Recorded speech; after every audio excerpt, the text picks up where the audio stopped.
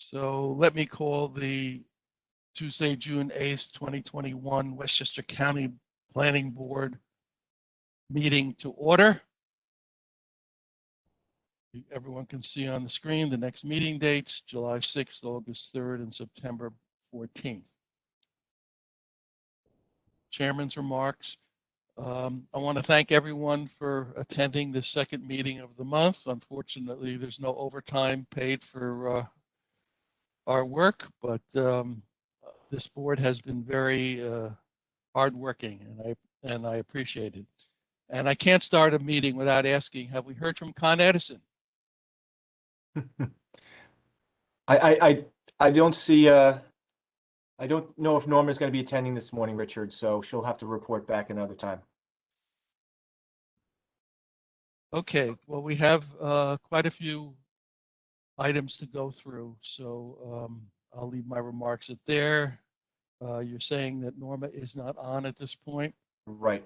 So then let's just go straight to the draft planning board report of the 2021 capital project requests.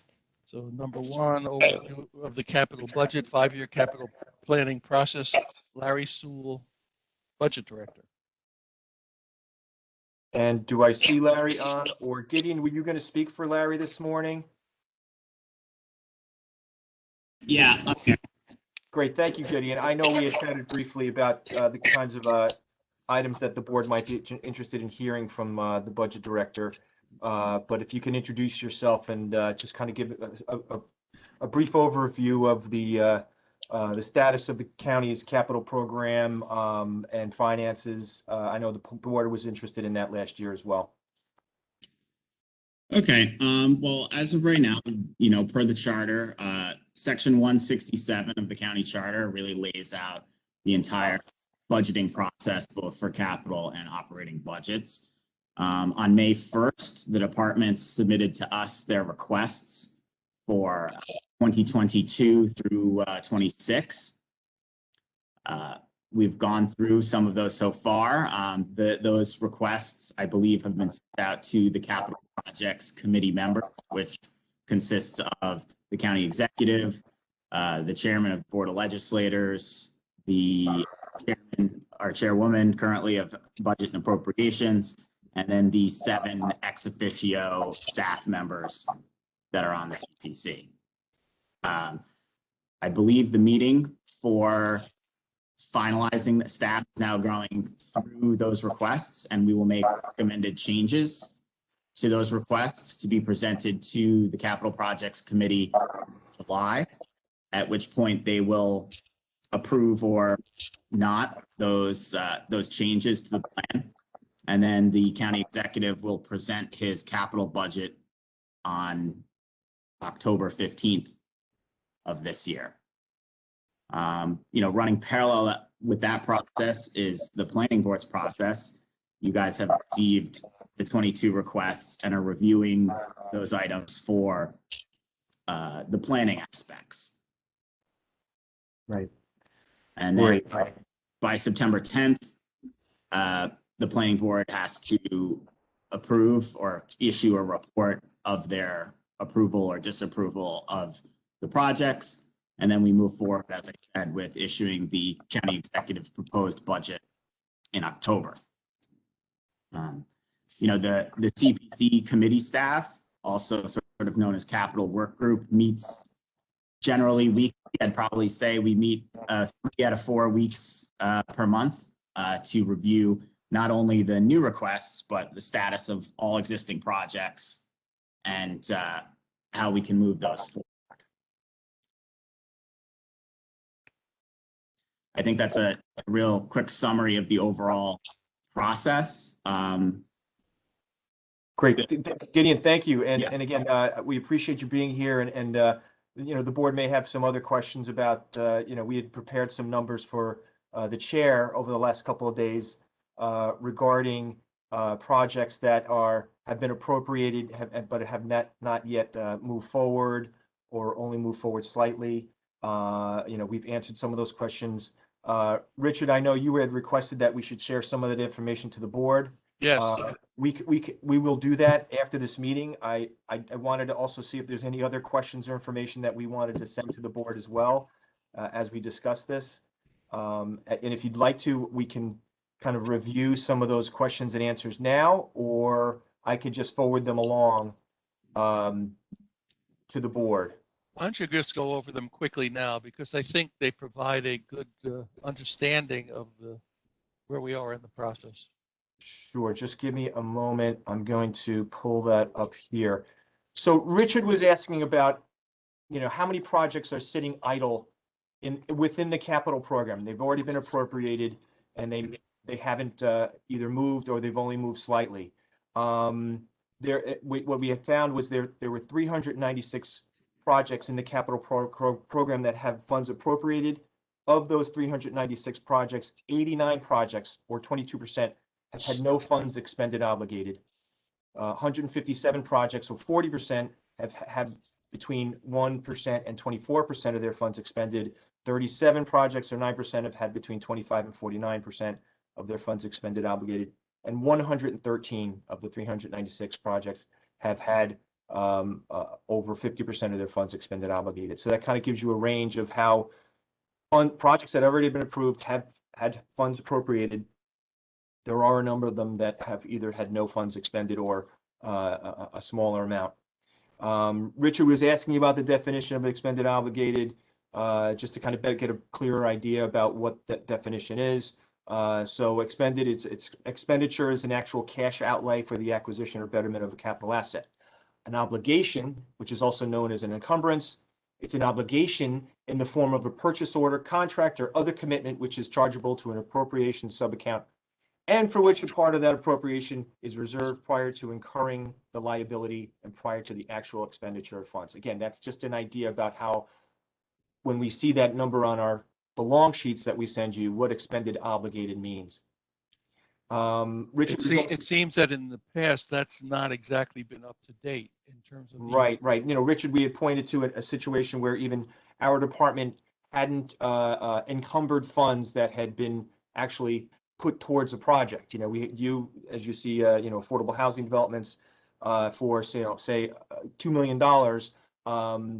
We weren't encumbering those funds immediately, so it had the appearance of a large amount of money that had been appropriated and not expended and obligated. And again, those are the types of things that the budget department and our finance department helps us with, and make sure that we do those things immediately, so it all shows up when it needs to show up, and so there's no appearance of projects that aren't moving ahead. Richard was asking about the legal status of the 5-year program. This comes up with, we send you this planning board report for next year's projects, for 2022 projects, and we're paying close attention to those. Richard was pointing out about, well, what about the projects out in the outer years? Are those to be reviewed by the planning board? And the answer is yes. The Board of Legislators and the county executive and the planning board are all given in the county charter the responsibility to look not only at next year's projects, but also the full 5-year program. We do pay some attention to that in our introductory sections in our planning board report. You do get the 5-year program laid out on those long sheets that we give you. So yes, it is a responsibility of you, and you do have the opportunity to comment on those things. And as your board does, look at the layout of the 5-year program and how, whether or not it's balanced and things like that. So again, you're welcome and to comment on those types of things. And Richard was also asking about, how many projects are out there in the outer years. So we did a quick calculation about projects that aren't in 2022, which is the focus of your report. What's in 2023 through 2026? And there are 95 projects in those 4 years that have a portion of the funds also in 2022. So some of the projects are in 2022 and carrying through several of the outer years. But there are 118 projects of the 213 projects that don't include a 2022 request, that are in the outer 4 years. So again, 118 projects are in the outer years. So they're going to be requested in the 2023 through 2026. That doesn't include under review. which is considered, and again, under review is kind of just what it states. It's something that the departments have submitted in their capital program as an outer year for a project that still needs to be vetted or discussed, but they want to identify it in the capital program in some way, so it's put in under review. So those were just some of the questions that were asked by Richard over the last few days to kind of clarify about how we look at the full program, the issue of sometimes it appears that there are a lot of funds that aren't expended obligated, and it is true some projects haven't started, haven't had the funds expended obligated, and as the budget office reminds us a lot, but projects need to get moved. The capital work group continues to keep projects moving, and in fact, there are projects over the years that haven't moved and may get closed out. So projects traditionally get closed out when they're done. There are a handful of projects that never get started and do need to get closed out. So and again, the capital work group, staff of the county executive and the budget department, planning, public works, look at that annually during the year, keep projects moving, close out projects that need to be closed out. Thank you, Bill. Sure, Richard, thank you for doing that research. And I just think that, of the 89 projects that haven't even started, that impacts the bottom line when we look at the totals. It includes a lot of projects that haven't gone anywhere and maybe never will go anywhere.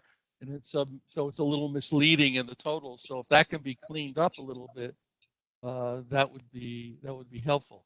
And the fact that there are 118 projects in addition to the ones that we're going to go over in detail today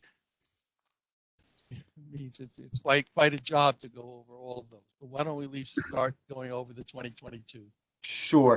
Okay, Michael, thank you for putting those slides up. Gideon had already talked about, again, your role looking at the physical aspects. He already talked through the timeline for the rest of the year.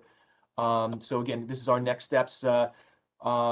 We're asking that after our meeting today, you get back to us by next Tuesday, June 15th, with any additional comments, written comments, or you can even call us, but preferably written, because I'm going to be on vacation for the next few days. But if you can send us a note on that. At our July meeting, your July meeting, we're hoping to have sent you the draft planning board report back to you with 2 weeks before the July 6th meeting, and we hope that you adopt the planning board report at that meeting. Then we will transmit that planning board report to the Capital Projects Committee. As Gideon mentioned, its members include the county executive and his staff, board of legislators, and other commissioners. We transmit it to them. And then in the fall, as Gideon mentioned, the county executive proposes his capital budget. The board of legislators then reviews it, and the capital budget is adopted at the end of the year. So next slide, Michael. What we try to do every year, as you see on this table, this is kind of a table showing going back in time. So 2022 is on the right side here, and the previous 4 years. So this is kind of going backward to give a comparison about what the requested budget, this isn't the approved budget, but what was requested in May over these past five years. 2022 is at the top number. The total project costs are $503 million. That's much higher than any other previous year. So in the middle, net county share, those are not non-county shares. Those are funds from outside the county. That goes up and down depending on the projects every year. With the total county share for this year, 489 requested, and the smaller amounts in the previous years. And as we'll go through today, there are several large projects that make up that $503 million worth of requested funds. And again, it's a handful of projects that are quite large. This is a breakdown for us to understand that 503 requested for next year is now in the left-hand column, but it's the breakout of what is in the districts and what is going to be coming funded through the general tax, county tax levy. So the districts, out of the 503 million, the districts, which includes refuse districts, the sewer and water districts, and the airport, includes 221 million of the 503 for a total, and then the balance from tax levy is 282 million. So Michael, next slide. So we're going to go into the full list of 96 or 97 projects, I think, in 2022 requested. And the first up to bat is Public Works. And we put the page number in the big draft planning board report. So this is on page 13. This is Department of Public Works and Transportation. It's called Buildings General. There's another category called Buildings Miscellaneous, which are kind of a grab bag of smaller departments. We'll go through that after Robert Abamont from Public Works Public Works and Transportation is going to talk through the Buildings General projects. And Robert later on is going to talk about roads and bridge projects as well. And just before Robert starts, we break these out. You'll see on this slide are several projects. These are continuing projects.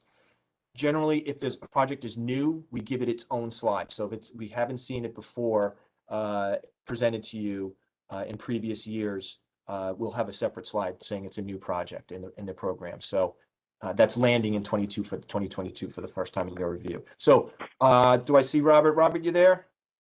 Yes, I am. Good morning. Thank you again, Robert. Okay. Actually, the first project is a good example of what both Bill and the chairman were discussing, where projects that maybe hadn't started or were older projects, you know, and now we're going through that, even at the departments and the work group itself, to seeing what projects can move forward. So this first project, it's a general project, exterior infrastructure repairs at the White Plains campus. The 22 request actually focuses on 2 of those buildings. It's additional funding for the project. It's for 112 East Post Road and 143 Grand Street. It's exterior infrastructure repairs at those. We are actually going to the Board of Legislators now with the design request. So design would be completed sometime next year, which at that point we would need construction funding. And this now brings that project in line with current estimates. The original request for those 2 projects were actually back in 2016, 2017. So this kind of encompasses what we've been discussing, trying to move those projects, continuing to move those forward, balancing, you know, economics and the public works workload and what projects we can get out. So this is a good example of that. So again, as I said, this request is for $2.72 million. Additional funding brings the costs in line with current estimates. B015E is the interior infrastructure repairs at the White Plains complex.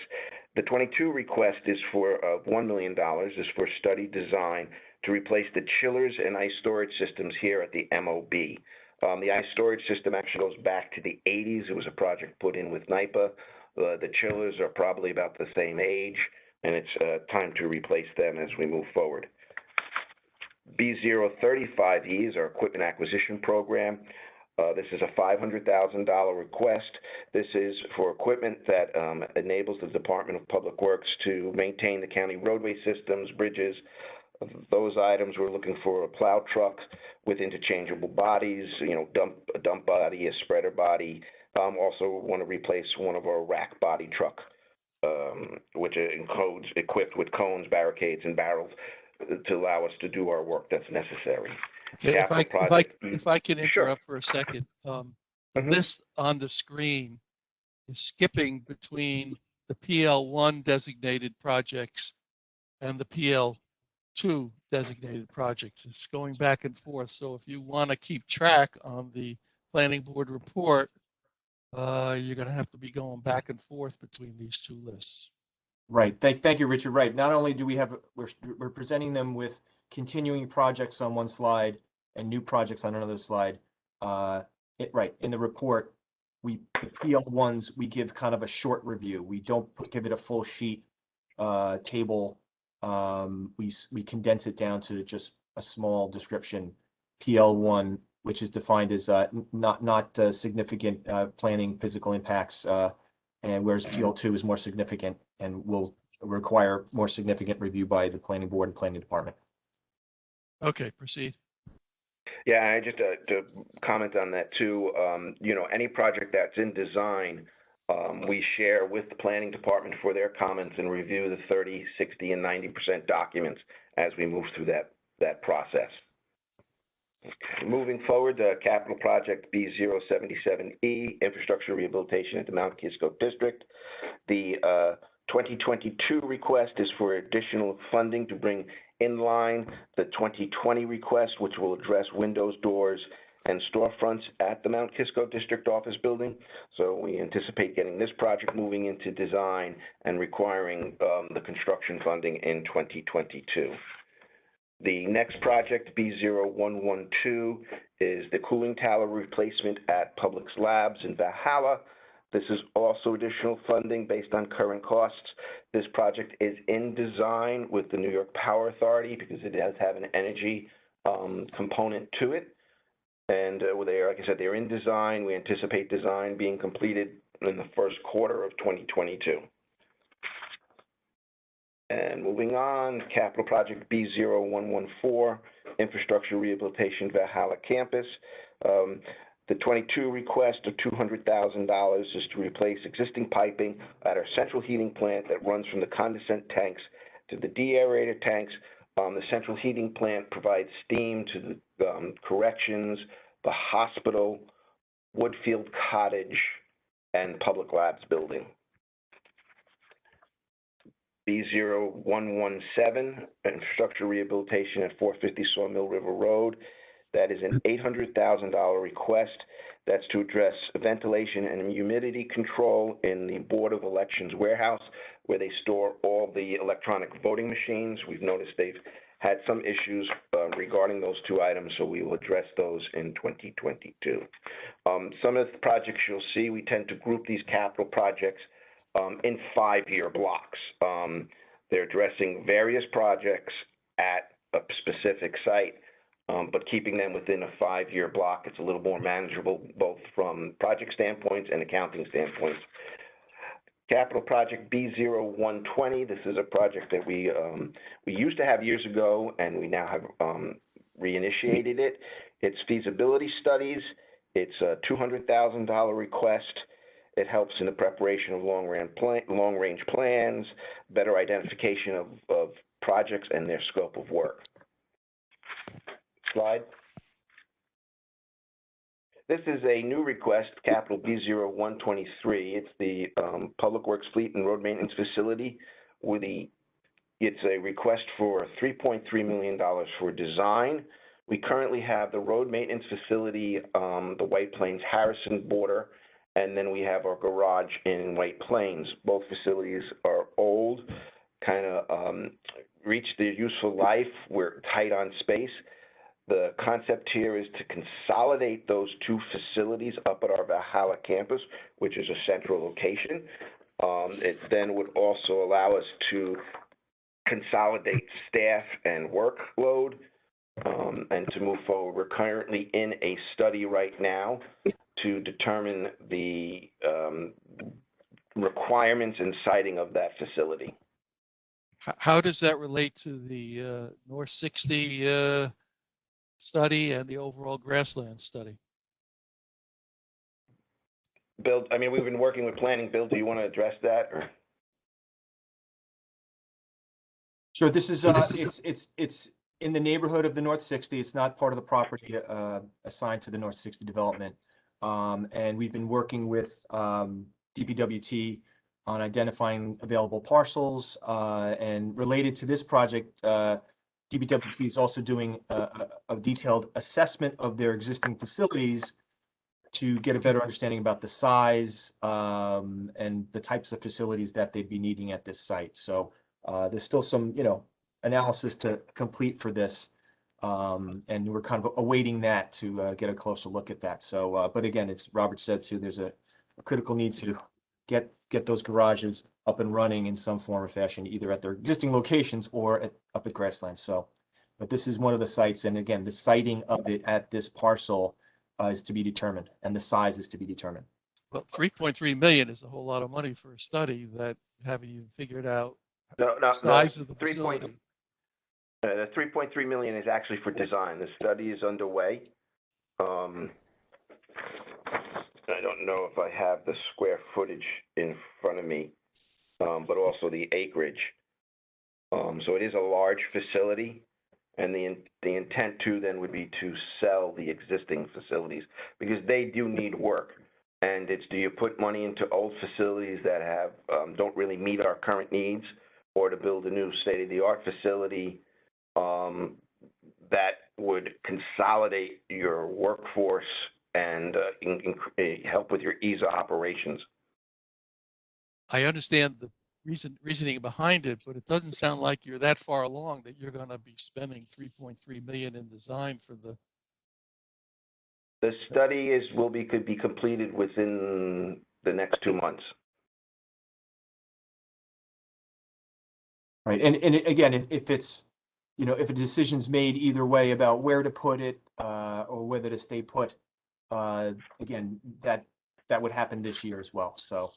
Okay, So please kind of- inform the planning board where, you know, where it's going to go and the size and everything, because this, you know, the review of the grasslands master plan is something that the planning board definitely should be involved in. Yes, it definitely is related to the Grasslands Master Plan and us working with the county executive's office on a variety of, you know, parcels at the campus, so. Go ahead. Okay.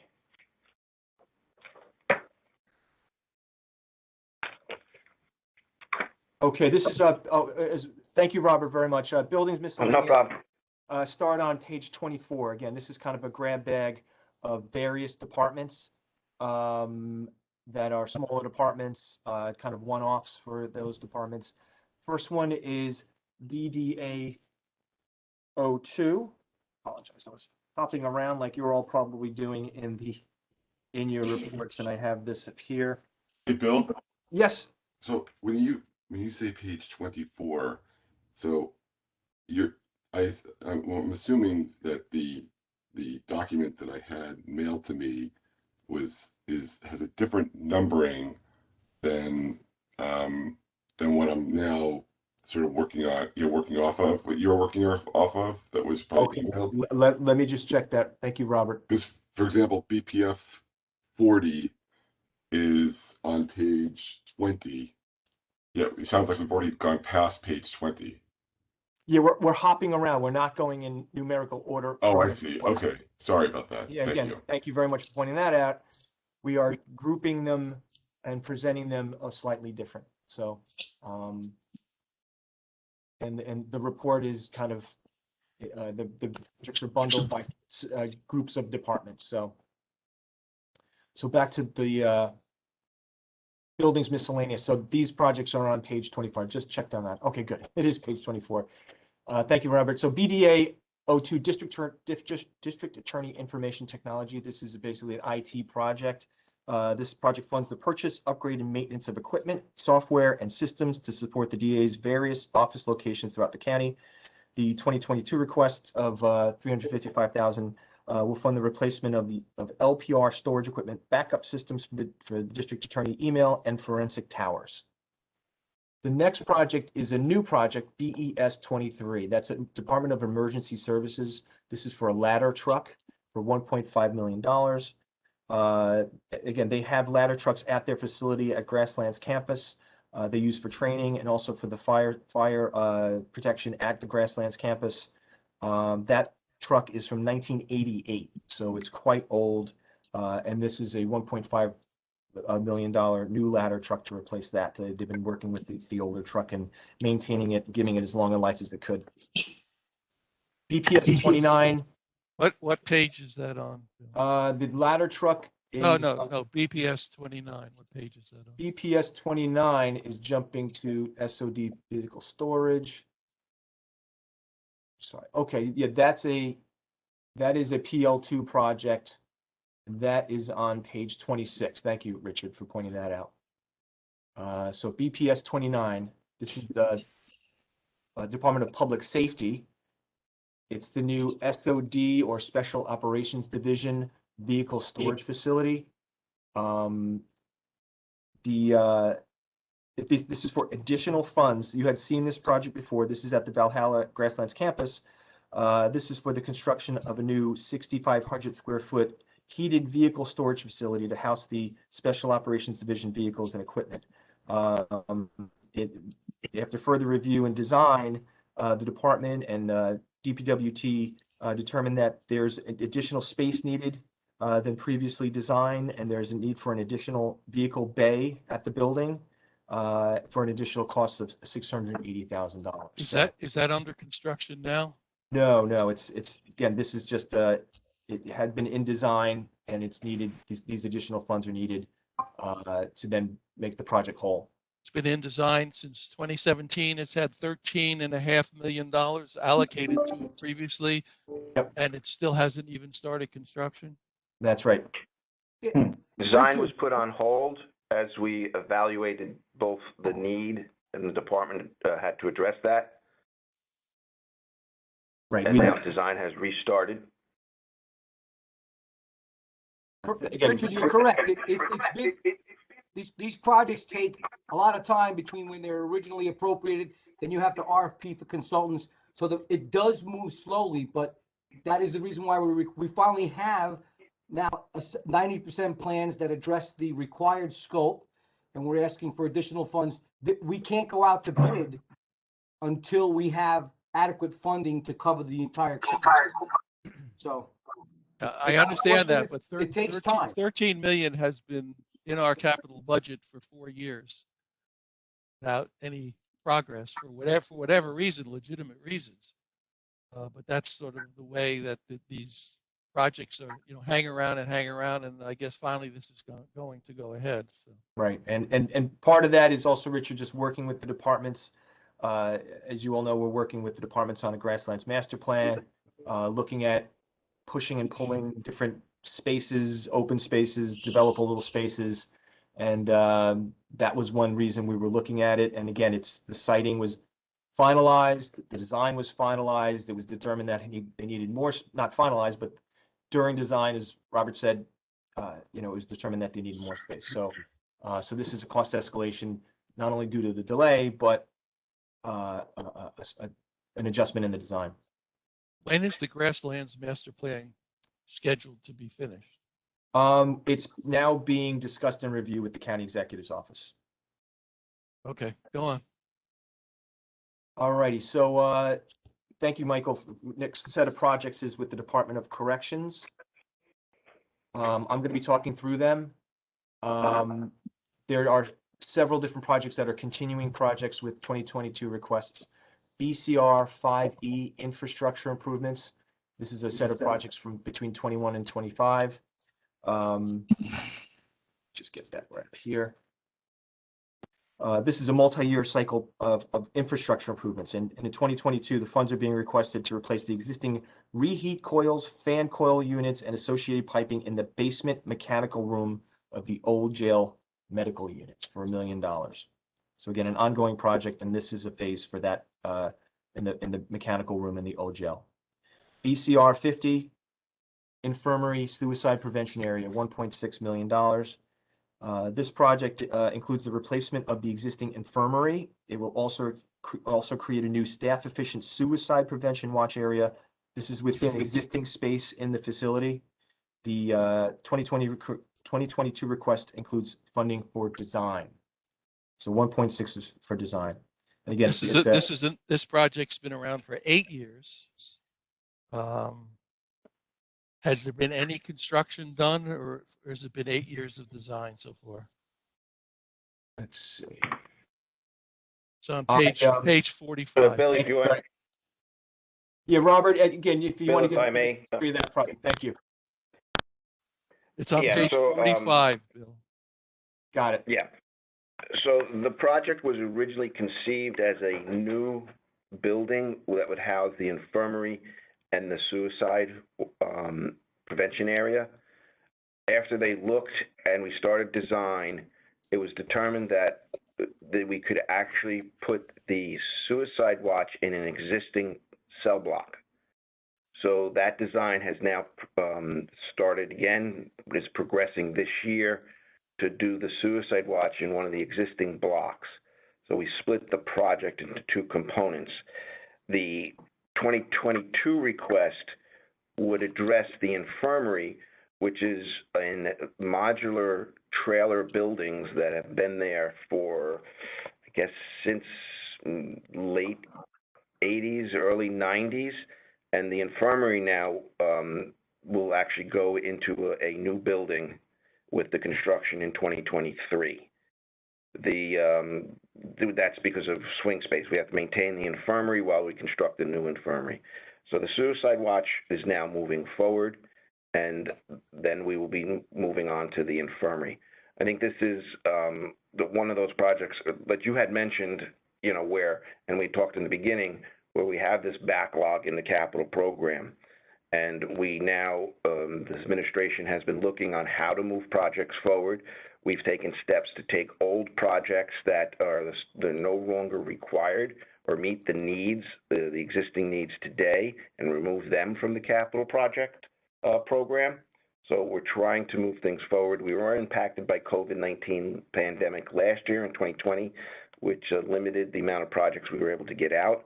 Now we're actually starting to see a lot more projects being bid, especially now the next 2 months coming up, and you'll start seeing projects to begin moving again.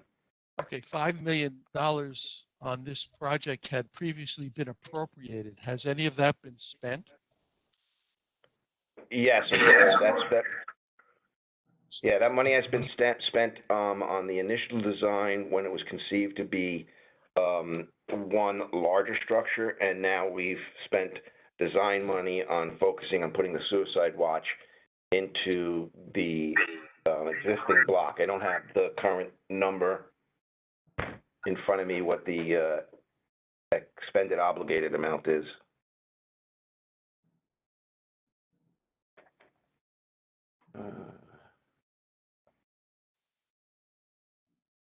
Go ahead.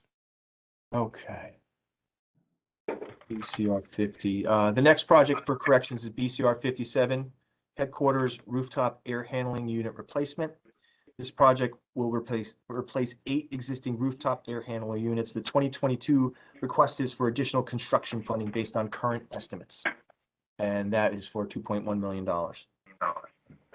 BCR 60, HVAC improvements and upgrades.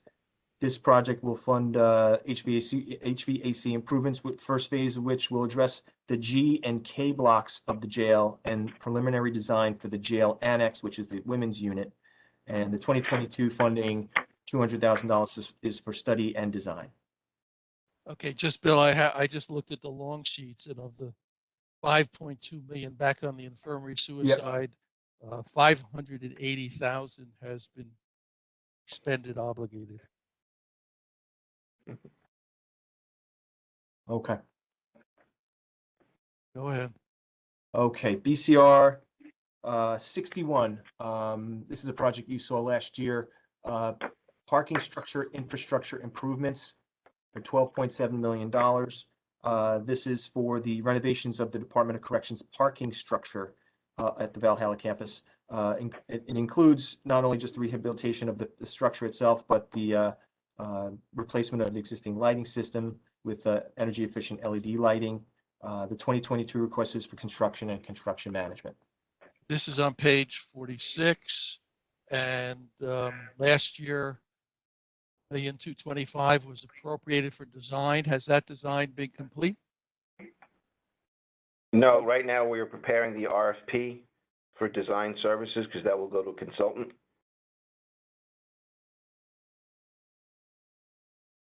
So, hi, Richard, this is Rob Barron. Go ahead. So, first of all, I want to thank the planning staff for putting in the parking lot and garage recommendations on page 8 and referencing them here. The big question I'm going to be asking for every parking garage is, what is the cost per parking space for this figure? Because that's one of the things that's not shown here. That's something we can get for you. Well, how many parking spaces are on this garage that we're talking about right now? Approximately 670 spaces. Wow. So, and it's for $14 million.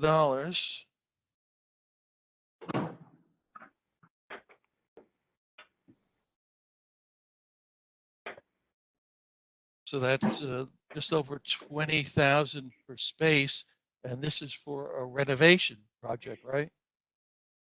Yes, a major renovation project. That's correct. Wow. So it's 20,000 a space. All right. What a new garage costs about what, 40,000? Probably somewhere in that area, I think. Okay, go ahead. I mean, if you can, get us that number of spaces so we can do the calculation or do the calculation for us for each parking Mhm. drive. Thank you. Will do. Thank you. And thank you, Robert. BCR 62, this is a new project. This is for the rehabilitation or replacement of 17 elevators located throughout the correctional facility at Grasslands. The current elevators are no less than 25 years old and require costly repairs, and which also impacts, again, it's a complicated facility, so it impacts staff and resident safety and security and movements.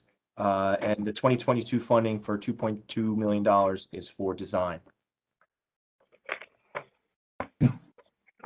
So the next set of projects also up at the Grasslands facility is labs and research.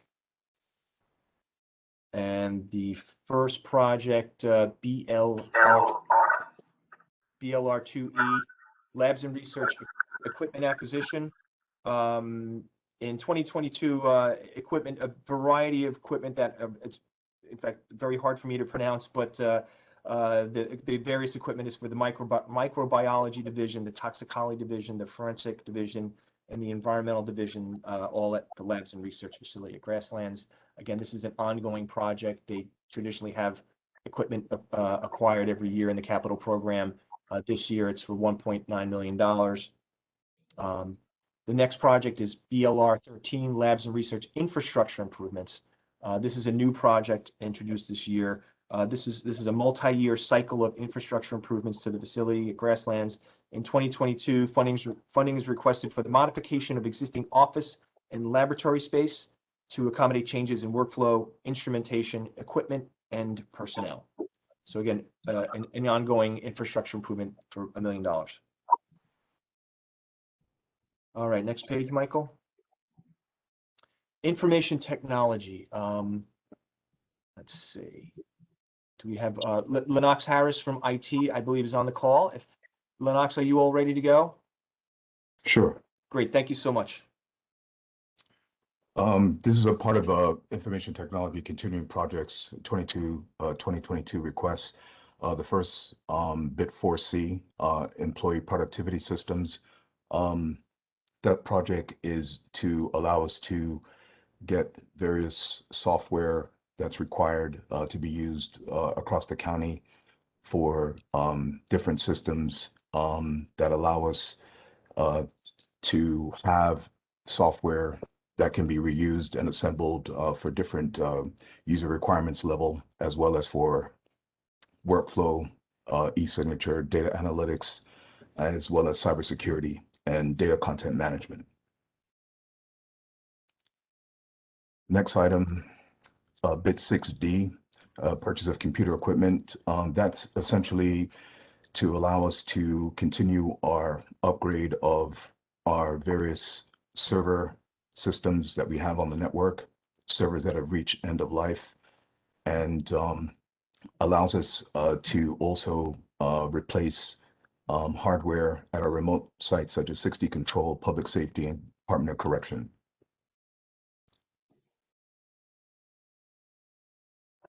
Bit 45, building access control and video surveillance systems upgrade. That project is to allow us to replace our aging video camera and video surveillance system around the county. So it includes software, hardware, cameras, and a new system to manage the replacement of the current video system that basically has reached its end of life.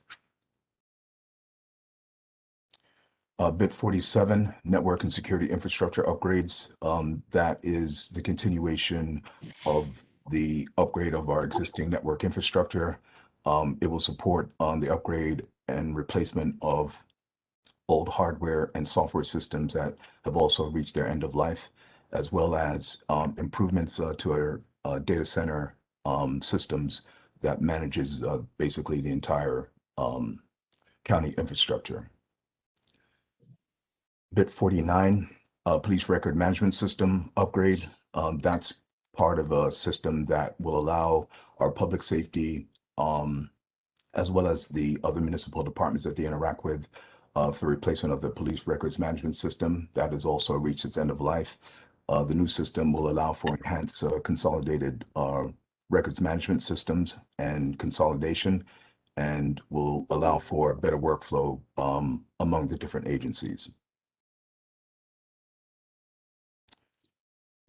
Bit 32, radio system replacement. That's a continuation of the radio replacement system that's underway as we speak. These are various components as it relates to that project for replacement of an addition of equipment at the various radio tower sites that are being upgraded. Bit 41, radio tower replacements. That's also part of the overall radio project, and that's also to replace and upgrade existing tower sites that need to be replaced. Bit 50, AMS CGI application and Linux rack upgrade. That's part of our financial system upgrade that we're looking to complete in 2022 as part of the upgrade of the financial system. And also that will include hardware and software as it relates to the management of that system.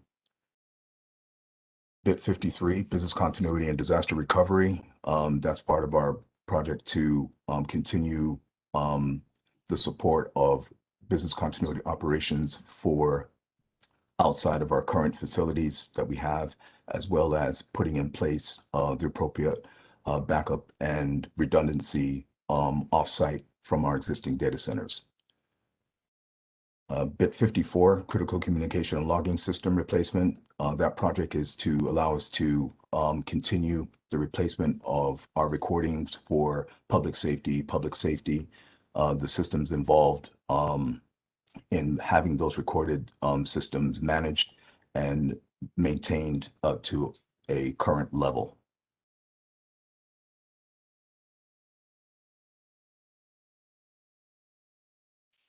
Right. Lennox, thank you. Any questions for on IT? Great. Thank you so much, Lennox.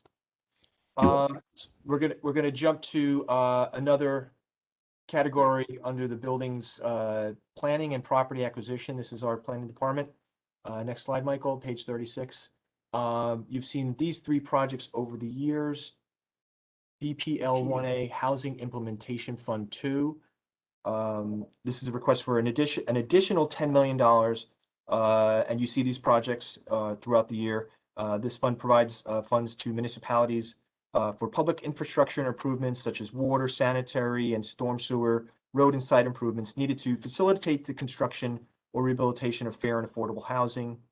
Through the end of 2020, 1,132 units funded under HIF are completed or are under construction or have been approved for funding by the Board of Legislators. So again, you see these a lot during the year. Again, additional $10 million is requested to replenish that fund. BPL 30, New Homes Land Acquisition. Similarly, $10 million is being requested to replenish that fund. This is for the acquisition of property for the construction of fair and affordable housing. Through the end of 2020, 684 units are completed under construction or approved by the Board of Legislators and through this fund. BPL 40, Stormwater Management, various county facilities. This is one of the two projects, but this stormwater and flooding projects, this is the one for projects on county properties, on county facilities. A request is for $500,000 to replenish that fund. And this project helps the county comply with federal stormwater regulations. And also it's used to demonstrate best practices to the municipalities and others throughout the county. Next slide, Michael. A new project in 2022. Actually, it has had previous lives. This project is for Hilltop Hanover Farm and Environmental Center. This project will fund the rehabilitation, renovation, and other improvements of buildings and infrastructure at Hilltop Hanover Farm and Environmental Center in the town of Yorktown. The 2022 funding is for design, construction, and construction management of a variety of different projects that are seen as needed, even though there's a master plan underway for the facility. These are improvements that are just needed more immediate. So the master plan is not finished yet for? No, it's just underway in 2021, so. And what facilities are there now? I don't know if David Kiving's on this call. And perhaps Norma can chime in on the types of facilities up at Hilltop, if you want to give that little list of, Norma. So we- what it is we're actually in the middle of doing a master plan for Hilltop to get a better sense of, because there are vacant buildings up there that we're trying to determine what would be good uses of them. Like there's a great barn that we would love to potentially make a restaurant or something like that in there. So we're not sure exactly what it's going to be used for, but we want to be able to start implementing the master plan that's already underway. And the number 3.5 million, where did that come from? Oh, David could tell you better than that, but the idea again is for us to be able to really make Hilltop into the demonstration environmental center that it was always planned to be. During the Astorino administration, the Hilltop got moved from being a planning department facility to move to Public Works. That, you know, in their defense, it just operated it as a farm that provided food with some educational training to school children about where their food came from. But they really didn't move forward with the whole plan that we had developed back in 2005. And so that's at this point, that 2005 plan needs to get updated. There's consultants already hired, so that's already underway. And we expect to have the master plan. I don't think it'll be the end of this year. It's probably going to be very early next year. To be able to give us the guidance about what other environmental demonstrations we should be able to put in place there at Hilltop. Again, some of them using the buildings and some of them just using the grounds. Thank you. Back to New Homes land acquisition. Subsequent years, 2023, we're stepping that down from 10 million to 5 million. Is that because our usage is not that great of the program, or why is it stepped down and decreased? So historically, we've only had programmed $5 million a year for New Homes Land and HIF. But, you know, obviously it's, as we all know, affordable housing is a major priority for County Executive Latimer. And so he has insisted that we bump it up over the last 2 years. We're expecting for next year, he will also, because we've actually blown through the $10 million of New Homes Land, that we don't use the HIF nearly as much, but we have definitely been using it. And so there's, you know, so right now the expectation would be $5 million to keep the program active for next year, for the following years. Okay, if you look at the long sheets, it says over the years, 47 million were appropriated and 30 million is expended. So according to the long sheets, you have $17 million unobligated funds already. That's not accurate. Right. It's accurate in what that's recording. The issue is that, as you know, Richard, even after we approve things, like tomorrow is the groundbreaking for 62 Main Street that, you know, you guys saw last year. So it's these things take time for us, you know, once our funding gets in place, by the time they close on their tax credits, and then we actually buy the land and or we fund the infrastructure improvements, you know, and get under contract with all of that, it just takes time. I understand that, but maybe we need a different definition of obligated, because you're saying the money really has been obligated. And some of those projects are in the pipeline, you know, they're set aside for things that may be coming soon too. So we have a breakout of all that. We can. I don't mean to pick on the planning department, but my sense is that this happens in all departments, where the amount that shows as obligated seems to, and the amount that's appropriated seems to show there's all kinds of money available that hasn't even been obligated yet. And we're saying that that's really not exactly the case.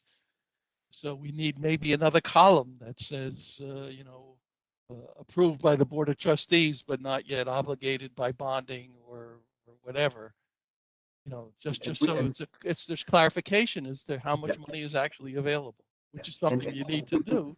You need to know. We have to annually kind of justify to the budget department, and the budget department does a good job of chasing us down to making sure that we're, entering when we do expend and obligate funds, and making sure that what we've got in the pipeline and what we've got in the fund, basically the pot, before we request more funds, it's justified. Okay, I think I've beaten this horse enough. Go ahead. Okay, so Hilltop, next slide, Michael. This is a new project. This is actually a project that came out of us working on the Grasslands Master Plan, BPL 36 Valhalla Complex site improvements. This will fund improvements to the Grassland campus, including the design and installation of refurbished gateway monuments. When you get up to the campus, you'll see those. They're old. Wayfinding signage and other campus-wide site improvements, such as landscaping, trailway, sidewalk, and pedestrian and bicycle improvements. So, but again, the main component of this $1.2 million is during this past year, we've funded a consultant to look at not only the monuments, but signage throughout the campus.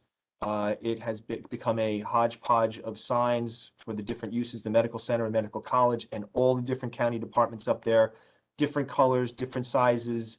It's very much recognized that it's confusing, and you get the confusing people's use of GPS on where they're going, and all the departments recognize that people show up at their front door looking for another place on the campus. So there are redundant signs out there. So even for safety purposes, for people responding to emergencies, it gets confusing. So had a consultant, did a study.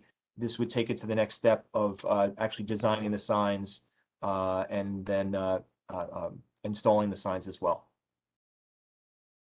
So next. Bill, I see that it talks about pedestrian and bicycle improvements. Yes, and that's the other component of this 1.2. It's not only the signs. Again, in us working on the Grasslands Master Plan, we've begun to identify areas where there may be sidewalks needed, either because of herd paths where people are walking and there are no sidewalks, and also pedestrian and bicycle improvements. Possibly setting aside areas for trails and bicycle improvements. Well, I just want to, if we can just as a board say that, given the sort of state of the art, if we're doing these are all new, that we would make these, first raised cycle tracks if they're for bicycles, and if that's not feasible, protected bike lanes, because anything shy of that is just sort of like not state of the art anymore. Got it. And you've also seen as a board road improvement projects through DPWT for the main roads on the campus. They may have projects in outer years, in the future, for the various roads. And as you've made comments, we'll continue to work with DPWT on having those type of improvements on their projects. Cycle tracks, if not cycle tracks, protected bike lanes. There's, and so much happening on that campus now. You've got the infirmary, you've got the DPW equipment, you've got this. I mean, we need that master plan sooner rather than later, because we're allocating millions and millions of dollars for projects up there, really in the absence of an understanding of a total master plan. Very much noted, Richard. Yep. Go ahead. All righty. Public Works parking facilities on page 19 of your report. And Robert Abamont is going to come back on again. And Michael, if you go to the next slide. Thank you. Okay, these are continuing projects that are under the parking facilities category. BPF 33 is an existing project. We're adding $800,000 to that project that matches the current estimates for the projects in design. It addresses code issues with the fire suppression system, which is currently only in the lower levels, the underground levels of the garage. So this will replace that system which is now past its useful life, corroded, and then also add sprinkler systems on the upper 10 floors of the parking structure. BPF 39 is an ongoing project. We're adding another $1 million in 2022. It's for electric vehicle charging stations. It comprises both public-facing and county use electric vehicle chargers. So, for example, as we start to electrify our fleet and vehicles and our motor pool vehicles, we have already installed in the parking garage here at the McCallion office building, in the motor pool area, the electric vehicle chargers for our motor pool vehicles. We are underway putting in electric vehicle chargers at several golf courses, and we're undertaking a study to see where else the immediate need might be, both for our fleet vehicles and also maybe at park facilities or other facilities where there be a public-facing side to that. So we continue to fund that project and move in that direction. Robert, BPF, yes. On BPF 39, one of my concerns is that we are very focused on electric vehicles and sort of not thinking about other modes of transportation like e-bikes, for example. Is there a way to incorporate e-bike charging into all those sites so that we're not choosing one, so we're opening alternatives for everybody? That's an interesting point. Yes, we can actually, under this, look at that. I did not realize that, and that's something, e-bike charging is something we can look at. That's an interesting point, and I'll make a note of that. One of the areas we want to look at is, along the pathways, the North County Trail, South County Trail, where can we put these charging stations? So that's an interesting comment, because that might apply also there on the pathways. So thanks. Yeah, we'll make a note of that and expand our scope to look at that. BPF 40. Again, this is the McCallion office building parking garage rehabilitation here. The request is for construction funding of $42.2 million. This is for phase 2. We're currently in construction on phase 1, which addressed the critical structural repairs needed in the building. This actually looks at many systems in the parking structure itself, besides like the structural repairs of the columns and the deck and the ramps. We're also looking at the under slab drainage. There's a Con Ed electrical vault that we have to needs repair, waterproofing. One of the things too, you have to realize the parking structure, which is about 1,000 vehicles, goes underneath Martin Luther King and under the courthouse. So we'll also have to address the expansion joints on either side of Martin Luther King. You can think of Martin Luther King as a bridge, and there's expansion joints on either side. Those have to be rehabilitated and looked at. So it is a large amount of money. The garage really hasn't had any work on it since the mid-90s. And it needs needs this work. It's a huge structure, and we're moving forward. We will be starting design for the second phase within hopefully the next month or so, and then design for that phase would be completed next year when we would require the construction funding. If you look at this project, this phase is $95 million. The total cost of the project, yeah, there's a phase 3. For this phase, at 1,000, there's only 1,000 parking spaces? Yeah, but you have to watch, because this phase is 42.2 million. No, but phase then there's 50. 3, Go on. Yeah, phase 3 in 2023 is 50 million. That then actually starts to look at other systems, replacement that are in the parking structure, replacement of the electric feeds to the complex, which are currently located in a lower area where we have water issues. So we want to get those up to a higher area. Replacing the 2 generators that service the facility, and installing a distributed antenna system for communications within the garage, the carbon monoxide detection system, the lighting system. So yeah, it's a large project. Yeah, I'm not saying it's not needed, but I'm saying that phase 2 and 3 combined is almost About $100,000, $95 million. $100,000 of space. Mm-hmm. But again, if you take out the other portions, the generators, the expansion joints for, that support Martin Luther King, it's not just the parking structure. So dividing it by if we maybe looked at what was the structural component of this project and then divided by 1,000, that might be a more comparative of a cost per I space. know this has to be done. I know there's no, you're Mm. not going to tear down the parking garage. The buildings will come down above it, but this is quite a major expense. I mean, when you think about it, we're spending more on this garage to house 1,000 cars than we are in one of our affordable housing funds. And 10 years of the new homes goes into this. Yeah. So, my question is, I'm not being facetious here, is that there are other institutions that have decided that, some of these parking garages aren't worth the money, or we could limit the amount of expenditure and pay people to not drive. And, and to boost our incentives for not driving, to make it like sort of, like make it more desirable to not drive and put more people on our Beeline bus system.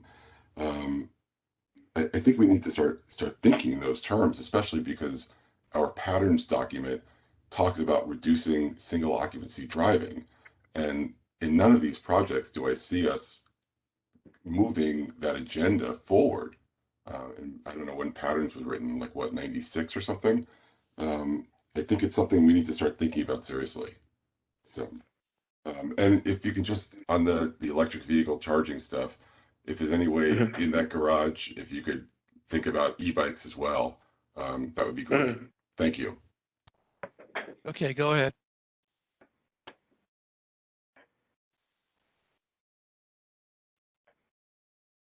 Okay, the next is BPF 41.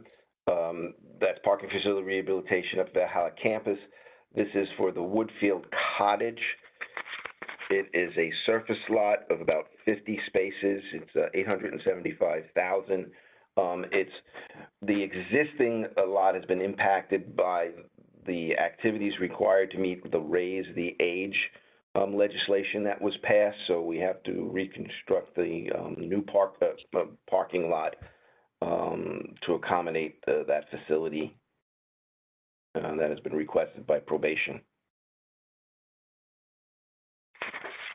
Hey, Richard, one more thing before we go back, move on to the next thing, is the design for the McCallion office building garage was done this past year. And my question is, we had put in last year's capital plan, the parking lot and garage recommendations. I'd like to sort of get, and I'm not asking for this answer right now, but to sort of ask Robert to sort of provide us what of those recommendations were used and which ones weren't, and with a sort of explanation of why the ones that weren't included. Okay, Bill, if you could just do me a favor, if you could just send me an email with that, so I might forget. Getting towards that point.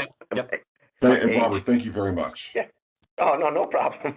Like I said, we're just in the process of starting the design on that, but we will take a look at that and respond to you. Okay, go ahead. Okay, so now I think we shift over to roads and bridges. So the first project is RBO 3F, Ardsley Road Bridge.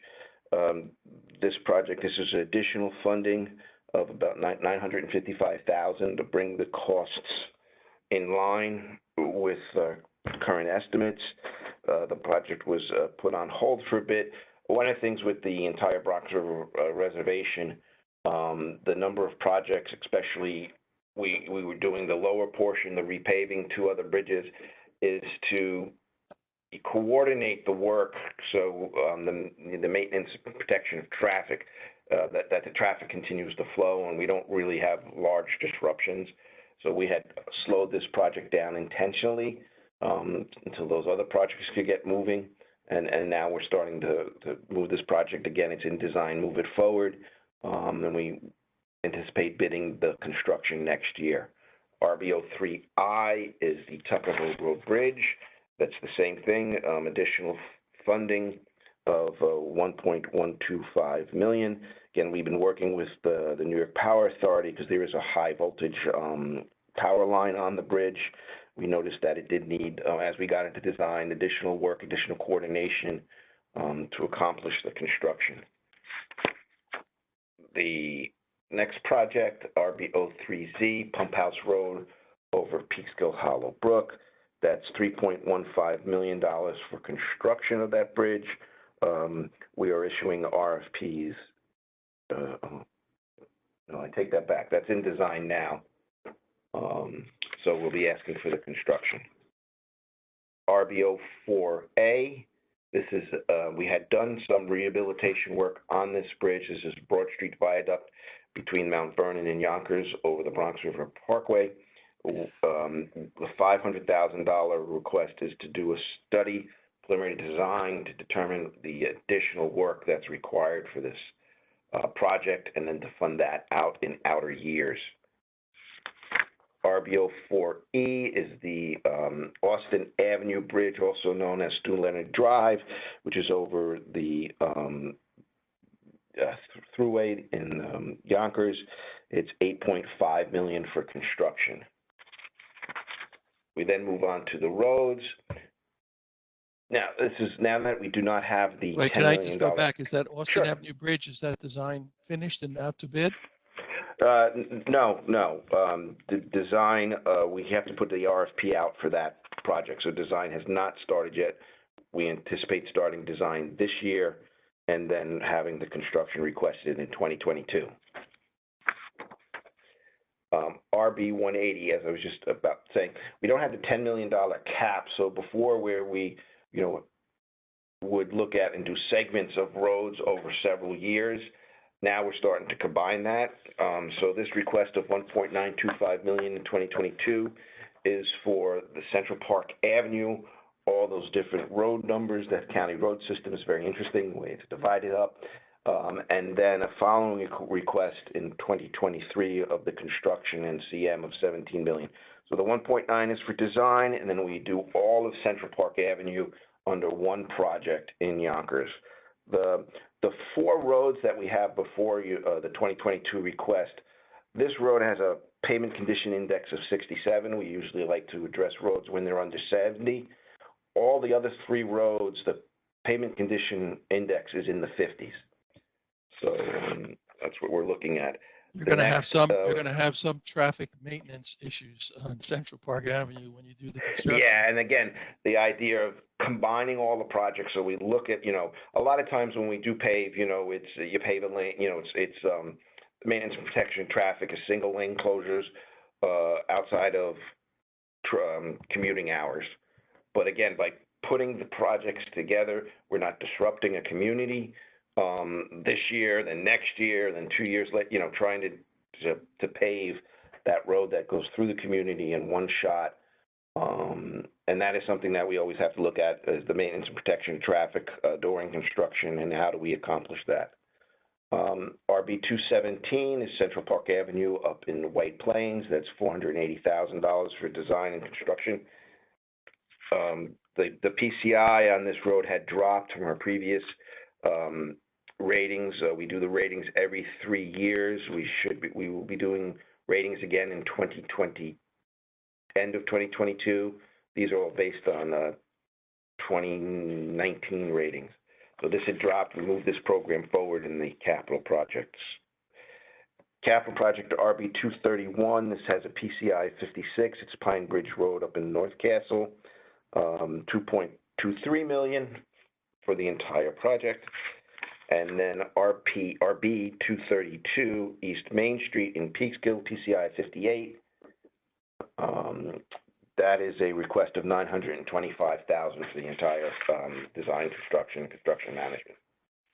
Before you go out of roads, can I ask, Westchester Avenue in Portchester has been on the last two capital budgets. Any idea when that's going to happen?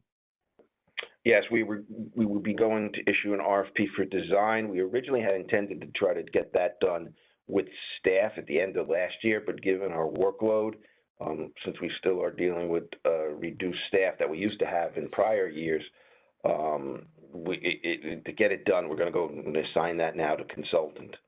So hopefully that will, be into design and then construction funding next year. We'll have to see if we can make the season for next year, but I believe road maintenance is monitoring the road. So if there's issues, we can always try to Another address road. individual. Another road was Willett Avenue to Willett King Avenue. Street. I believe Willett. 1 second. I believe Willett Avenue is at 90% design. Hold on, I can just confirm that.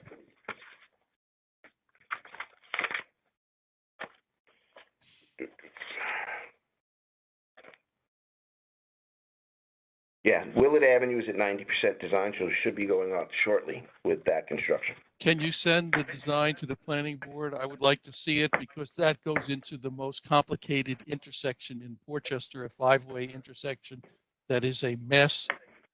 So I'd like to see how that's being handled at that intersection. I know we've been coordinating with the city, with Portchester, but I'll put the request in for you. Yes, please.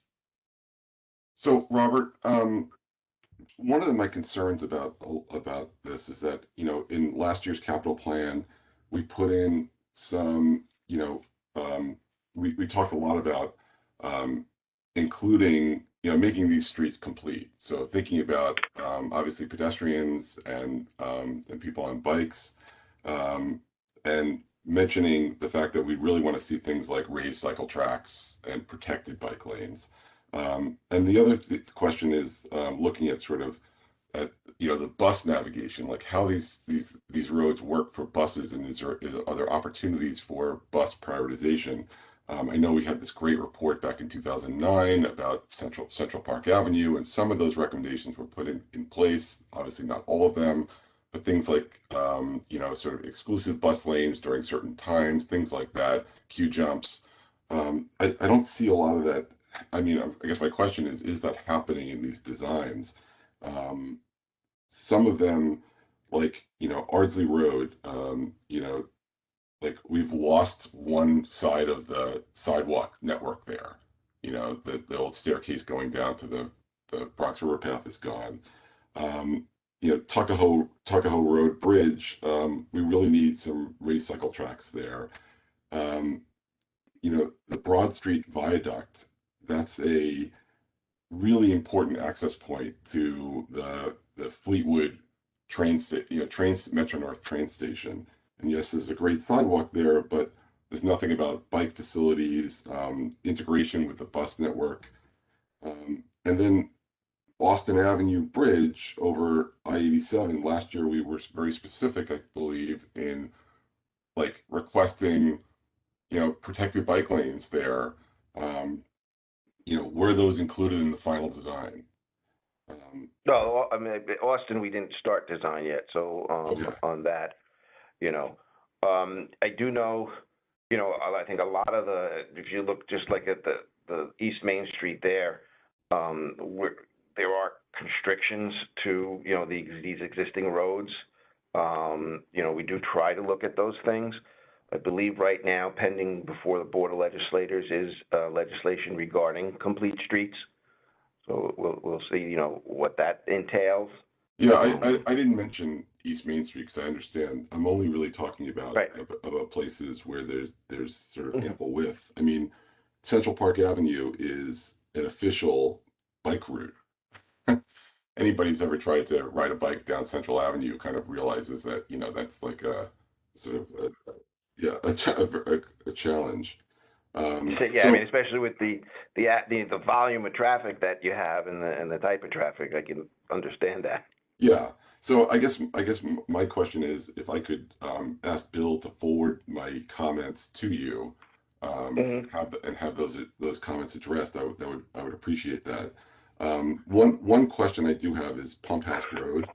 Wait, and could I just add something to that? I Sure, just sorry. want to say, this is Naomi.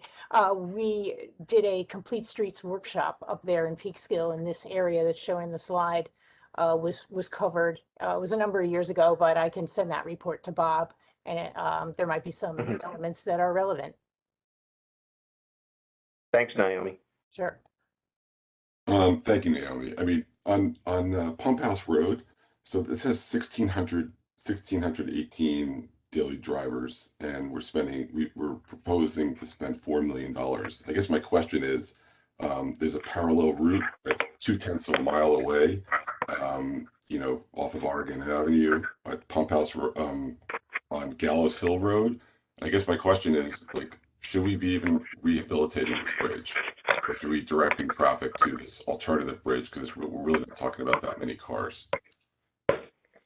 Again, I guess it's an existing bridge. You'd have to have discussions with the people up there and how they feel about their traffic commute and it's an existing structure and we have to, we're maintaining it. Yeah, I know. I hear what you're saying. I think that's something we need to start to think about a little more. I mean, $4 million would give us 4 miles of sidewalk up there. It could sort of change the character of that place in a better way. So, thank you very much for your time. And Bill, if you could, are you going to be able to send my comments to him? Yes, I could send them along. And again, it's your call. It's the board's call on how much of these types of comments should be in the report. Again, I assume that we can draft it up and put the comments for, say Pump House Road into the planning board report. I can also send it to Robert, or I could do one or the other. It's your call. Well, Richard, I mean, I really, it's the bigger picture for me is the sort of raised cycle tracks and the protected bike lanes on these, as these projects are being done, that they sort of get turned into state-of-the-art roads instead of sort of building what we had, we're not building back better.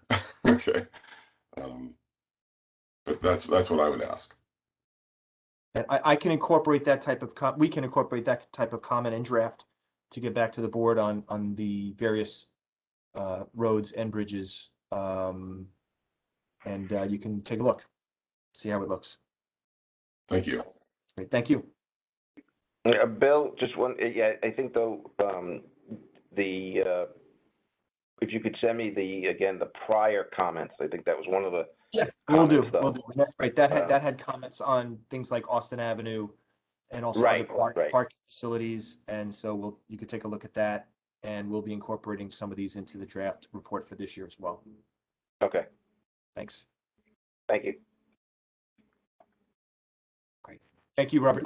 So next up, Parks and Rec. We've got representatives Peter Tartaglia, First Deputy Commissioner of Parks, is here, and he's going to go through these slides. Thank you very much, Peter. Sure. Good morning. Just know Kathy O'Connor is here too. She's obviously a board member. She's just with me right now because we have some technical issues. Thank you. Morning. This is our continuing capital projects for Parks, Recreation, and Conservation. The first one is RGP 13. This is our general infrastructure. It's vehicle acquisition and replacement for our larger vehicle pieces, specialized equipment for parks, and or some vehicles that can be used in various parks. This is an annual program. RCL 02 is Cranberry Lake site work. That's for $3.3 million. It's construction that will include improvements to the parking area, the driveways, pathways, around the nature center, outdoor teaching pavilion, seating areas, and associated site work. This will follow the construction of the new nature center building. As you know, many of our parks have become more and more popular. The next project is RG 104. This is Glen Island Bridge rehabilitation. This is for $48 million. This is for the construction funding for rebuilding the Baskel Bridge leading to Glen Island, and that includes a temporary bridge for continued access during the construction. That bridge is the only entrance and exit to the park, and it is sorely needed to be totally replaced. Okay, if I can add, there was almost $10 million appropriated for design in 2017. Has the design been completed? The design was appropriated in 2017. The money was not bonded until I forgot what year, but the design is taking place right now as we speak. And does the design include a raised cycle track or protected bike lane or some kind of facility on it? I don't know the answer to that. It is quite narrow there, but we will get an answer for you. Of all places, that would be the place you'd want it, I would think. You have really safe bike access. Okay, we will look into that. RGM01, Mohansick Maintenance Facility. This is a cost escalation of $2.85 million. It is the construction of a new maintenance garage as well as renovation and preservation of historic storage barns. Okay, I discussed this with you last year. $4 million, $4.2 million was appropriated last year. This $2.8 million is a 67% site cost escalation. Somebody either misjudged the cost dramatically or new work was being added. I don't know which, but that's a tremendous, to have a site in 1 year to have a cost escalation of 67%. This particular project, if you look back, originated in 2014. There are the historic buildings that are also added to this project. We do have the design.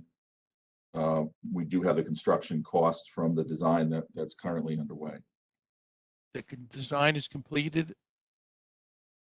I'm not sure what it's close to complete. It's either at 60 or 90. So this hasn't gone out, this has not gone out to bid at all? No, it would not, because we're waiting for this cost escalation in 2022 to bid the whole project. Okay, I still don't understand why there should be a cost escalation of 67% in 1 year, but I guess we shall see when the bids come in. Okay, thank you.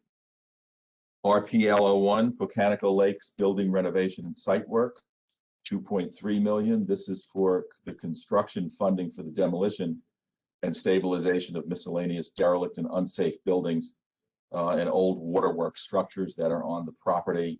We have just receiving now the design funding for this, so we will be, it's not much of a design, so we will be ready for construction. Are any of those derelict buildings historic? No, they are not. Checked with the SHPO? We will check. Ken Yuli's on the phone. We will check. If we haven't, we will. This came up with another property last year. Nothing on the property was historic, but we will check it out. Okay, we have a new project. This is RBR07, the Bronx River Pathway Reconstruction. This is designed for the areas that have not had any work done to them in many years. It's similar to what we're doing on the South and North County Trailway. It does not include the new section, Scarsdale to Hartsdale, that will be opening soon, or the south section, which is in Yonkers down to Oak Street. So this will be approximately 8 miles of pathway from Kensico Dam Plaza to Green Acres Avenue and Crane Road to Palmer Road. It includes crosswalks, pedestrian bridges, fencing, culverts, and associated site work and landscaping. This is for the design. Okay, the way this is scheduled, you have 800,000 scheduled for design next year, and then 7.2 million for construction in 2024.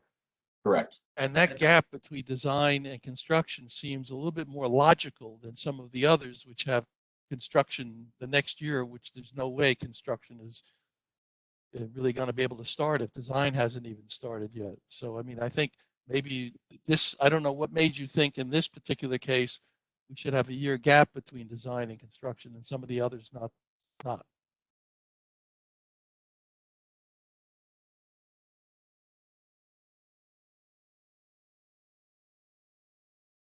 Hello? You're on mute. Sorry, I apologize. Most of what we've presented already are in design. They're not, this is brand new. Bronx River will take 2 years. But all Okay. these other projects that we have presented today are in design already. These are mostly for construction work, except for the one that we just spoke about for the Bronx River. Okay. Thank you. Okay, and then Playland, we have 2 projects, RP02A, Ice Casino Improvements. This is for 15.65 million. This is design and construction funding for the Studio Rink project and the design of the general building improvements throughout the project. This is mostly on the right wing of the Ice Casino and some other improvements within the building.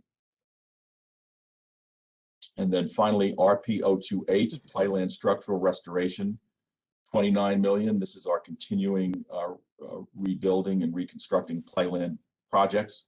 This construction funding is for the rehabilitation of the game rooms, arcade buildings, and the remaining food shops in the park. There are many we call small buildings within the park. This will complete that project. Obviously, both of these projects involve historic buildings. Yes. Please make sure you get a SHPO comments and sign off on any post construction.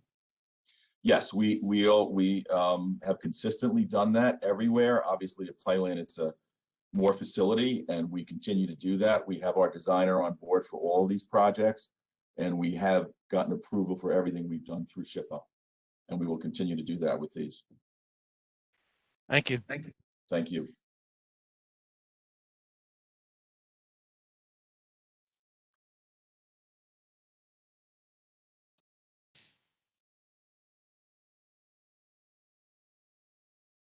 You're on mute, Bill.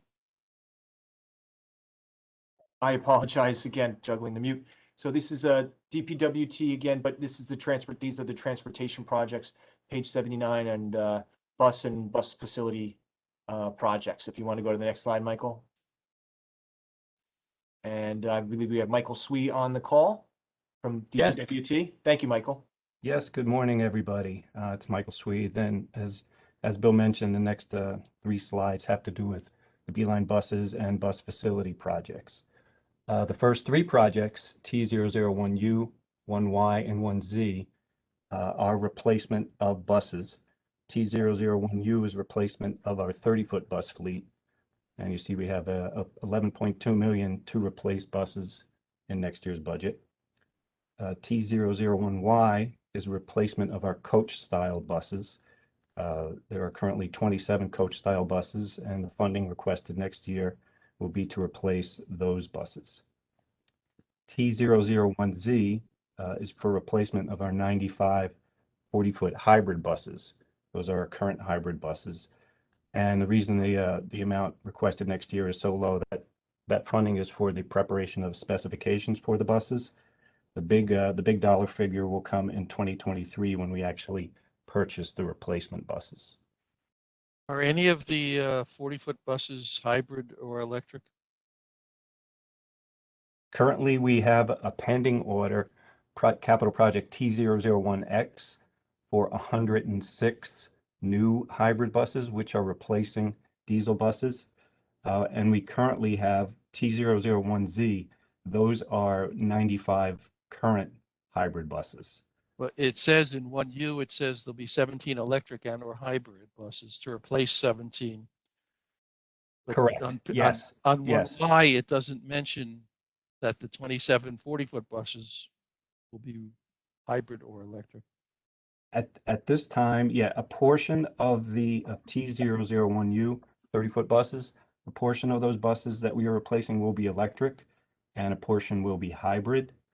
We're currently working on electric infrastructure at the Valhalla Garage to add 6 all-electric buses as an earlier phase of T001U. The T001Y, the 40-foot coach buses, those at this point in time will be replaced with hybrid buses for a couple different reasons. The coach buses have much longer routes that they have to run.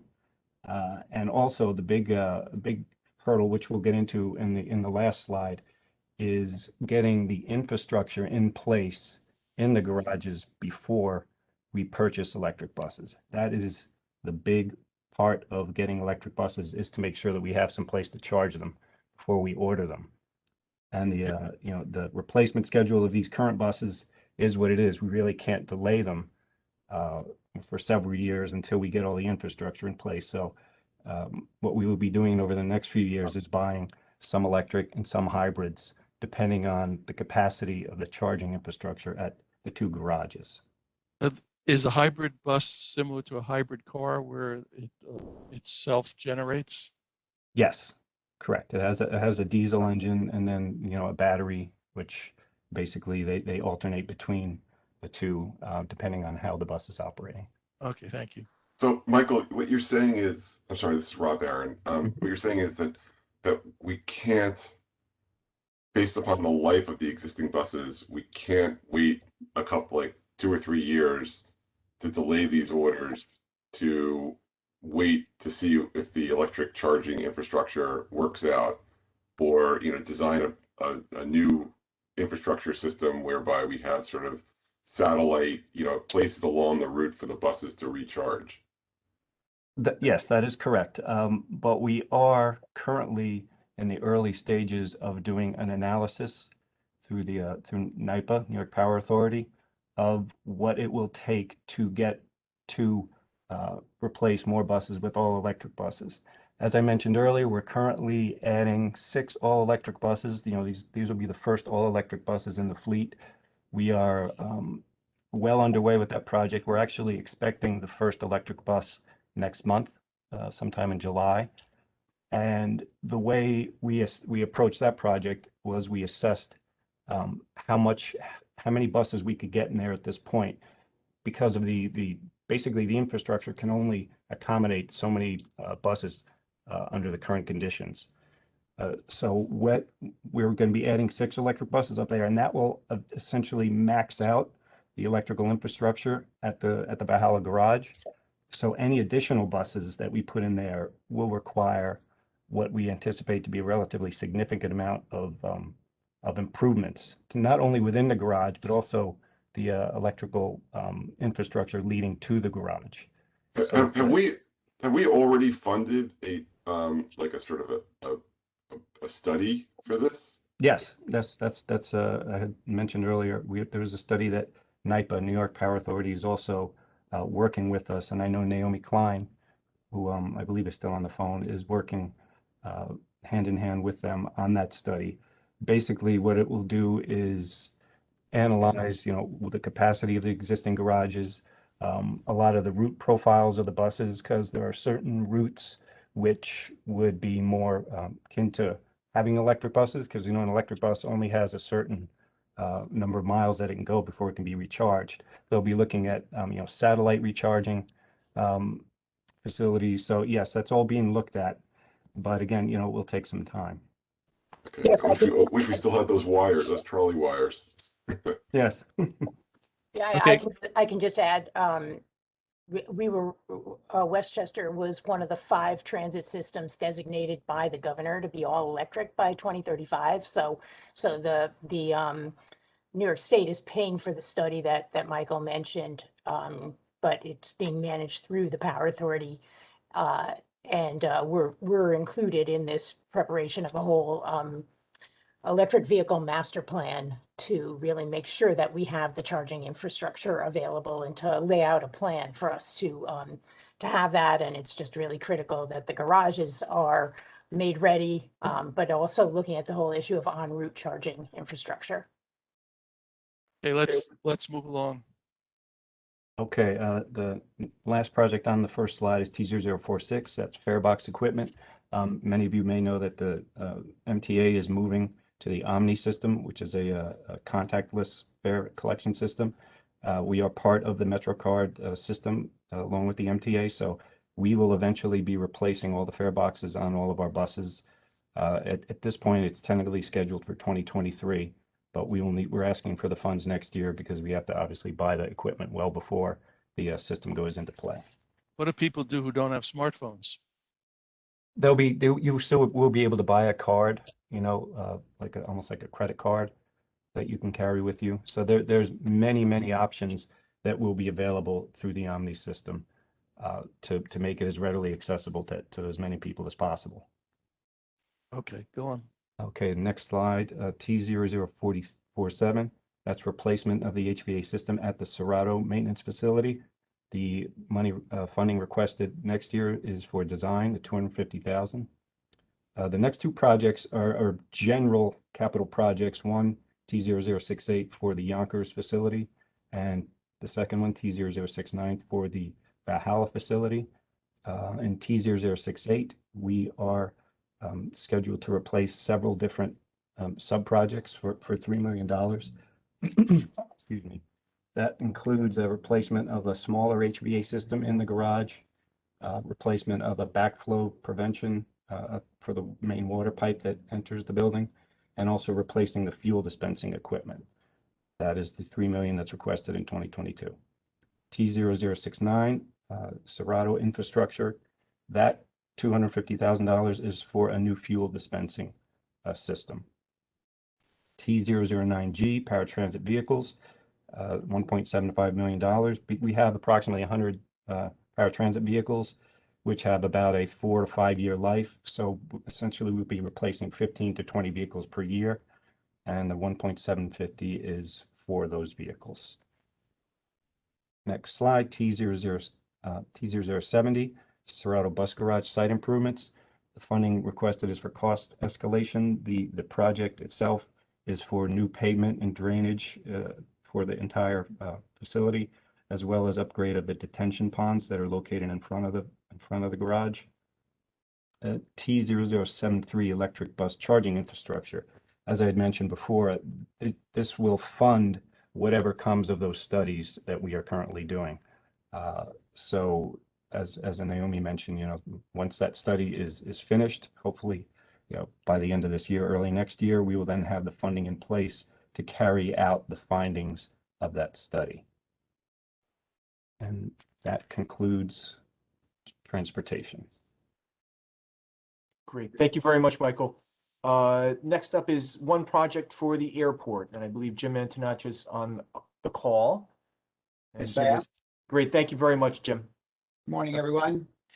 So the 2022 capital request for project A0097 of $28 million is requested to fund construction and construction of administration of upgrades to the airport's fire line services. Fire line services provide water to fire sprinkler systems throughout the entire airport. The requested upgrades will meet all current codes and standards. The requested project is an important life safety project for the airport. The debt service for this project will be paid from the Airport Special Revenue Fund and will not impact the county tax levy. And this project is currently in design. Thank you. This says the county share is 28 million. Yeah, it'll be bonds issued with the debt service paid from the Airport Special Revenue Fund. Is this a project that we saw as a capital project amendment in 2021? Yes, that was for the design piece. You're absolutely correct. That's why we're currently in design. And also, I'm sorry, Richard, there was a CBA associated with this project, A097, I believe this past year. And Jim, if you want to kind of give a summary, it was actually to fund separate from this, the fire system. It was extending a line up King Street to address. Yeah, there's two components to what we call the domestic water system improvements. The water system improvements, which includes the consent order to put the public water main on New King Street, and this associated follow-up project next year to provide adequate water service for fire sprinklers. Right. So again, the CBA this past year was for bringing water up to New King Street related to the consent order on contamination. Next time, so you don't confuse me, put north towards the top of the map. Okay? Right. Or put a big fat north arrow so we don't have to Well, I see the north arrow. but There's a north arrow, right? I knew that the lake was not to the right, so. Yeah. I mean, Yeah, and it's tough to fit on these horizontal slides, so yeah, I understand. it Go just ahead. makes it smaller sometimes. Thank you very much, Jim. You're welcome. Okay, next slide, Michael. We're going to the Department of Environmental Facilities. And I'm hoping that Yeah, I'm here. CJ is here. Thank you very much, CJ. I didn't see your name. I have to look around for it. But so we've got CJ Gilardo from the Department of Environmental Facilities is going to walk you through the variety of projects with DEF. Hi, good morning. So we have one refuse project which comes up every year. We replace the oldest trailers and tractors that haul the garbage to the Peekskill burn plant. So that's typical. We replace the oldest and most worn. We can move to the next slide. Now we're moving on to the sewer work. Primarily what you're going to see here is roofs and pumping stations. But there's a few others sprinkled in. So the first one is the asset management plan. So we're going from plant to plant to evaluate all the equipment and help us figure out how much useful life it has left and a plan, an organized plan to replace everything. So that way we could be efficient in our capital plans and in how we use our equipment. So this is help us save money in the long run. The next project is roofs at Blind Brook. Our roofs are getting old. These plants are old. They need to be replaced so we don't have issues with leaking, which has happened a couple times. So we're trying to be more proactive now, make sure we don't have any leaks into the buildings. The next project is sewer reconstruction and maintenance. This is required by federal laws and mandates to make sure that our collection system is in a state of good repair so that we don't have any discharges into the environment. We don't cause pollution. So we're going to replace this section of piping in Rye. The next project is the BNR media and aeration equipment replacement at Mamaroneck. That media is little discs that help soak up the nitrogen that keeps the sounds from receiving that additional nitrogen that would cause pollution and fish kills and all sorts of things. And the aeration equipment, that media floats around in the aeration equipment, so we have to upgrade the mixers. And this helps us. This is a consent order, so we have to make sure that equipment is working properly. We can move on to the next slide. More roofs. This is Mamaroneck. We're doing some roof replacements at Mamaroneck. The next two projects are pumping stations where we replace all the equipment in there, pumps and HVAC, electrical. Sometimes there's screens. There's usually backup generators. All that needs to be replaced because these pumping stations are in operation 24/7, 365, so they get worn out. And about once every 20 years, we try to we just rotate, get to all of them, and try to replace them. The next project shows we're going to replace some roofs at the North Yonkers pumping station. Again, the roofs are getting towards the end of their useful life, and we want to make sure that we don't have any leaks. Moving on to the next slide, more pumping stations. This is in the North Yonkers sewer district. And also the next project shows in Ossining, the same thing. We have 42 of these pumping stations spread throughout the county. And so we bounce around and do the ones that are in the most need. The next project for Peekskill is to replace some sludge pumps that have had some issues in the past with leaking, a piece cracked, and the water didn't get out to the environment, but it did flood and it caused some issues for us in the plant. So we want to replace those pumps, raise them up, raise the controls up. So if anything did flood, then it wouldn't affect the operation. It wouldn't short out all the controls. The next project again is another pumping station project in Peekskill. And this one, we're actually going to also replace some force main along with it that needs to be replaced again to make sure we don't discharge any sewage into the environment. The next project on the next slide, there you go, Port Chester, we're replacing roofs there as well. And the project after that is, you saw this actually last year, we're extending the trunk line in the town of Newcastle to be able to get more people off of off of the septic systems and into the sewer. That's into the sewer system. So that's like a county-wide mandate. It's better for the environment. So we're trying to increase access to people so they can connect to the sewer system. Okay, I have a question on that one. Sure. The planning report says they'll provide up to 800 parcels who now pay county sewer taxes and do not receive public sewer. That makes sense. Of the 800 parcels, how many of them are occupied and how many of them are vacant, which would allow for new construction? I'd have to get back to you on that. It's pretty developed area. I don't believe there's a lot of empty vacant lots, but I have to talk to. Okay, we need this planning. information before we make our recommendation to the. Sure. Well, I can tell you it's pretty developed. There's not going to be very many, but I'll certainly find out. So you want to know how many vacant property and how? This is Vinny. I'm not sure if does planning have any information on that because we wouldn't have that information. Well, I'm sure you have it in some computers in the county as to which properties in this area are vacant and which are occupied. Yeah. We can give a rough estimate on the number of parcels vacant and the acreage of those parcels. You know, we can try to do a rough count of, you know, with. You really should also look at the zoning of the parcels. As per zoning, right. You know, and, this came up previously when there were some parcels that were going to use the Bedford jail facility plant to deal with some local residents who had failing septics, and that caused a big political uproar. And we felt that, you know, when you're doing a trunk sewer, there's, you know, they should allow for development of those parcels that are vacant, as well as upgrading the problems with those parcels that are already. Well, yeah. So we put the trunk line in. We're not connecting all of those lots, to be honest. That's the responsibility of the homeowner, of the town. If they need sewer lines that connect to our trunk, the county does the trunk. That's the big ones, and then people connect to us. So we're actually not one lot's going to actually be connected through this project. Okay. Sorry.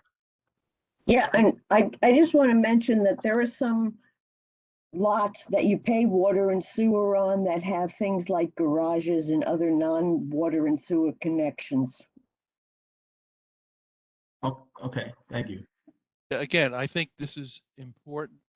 I understand the county just puts in the trunk, but if a trunk goes by a piece of vacant property, and let's say someone wants to build affordable housing on that property, that developer now has access to sewer line, whereas previously did not have access to sewer line, and the only way they could build the affordable housing or market rate housing or commercial or whatever the zoning happens to be, they couldn't do it unless they had put a package plant up there, which is then very difficult.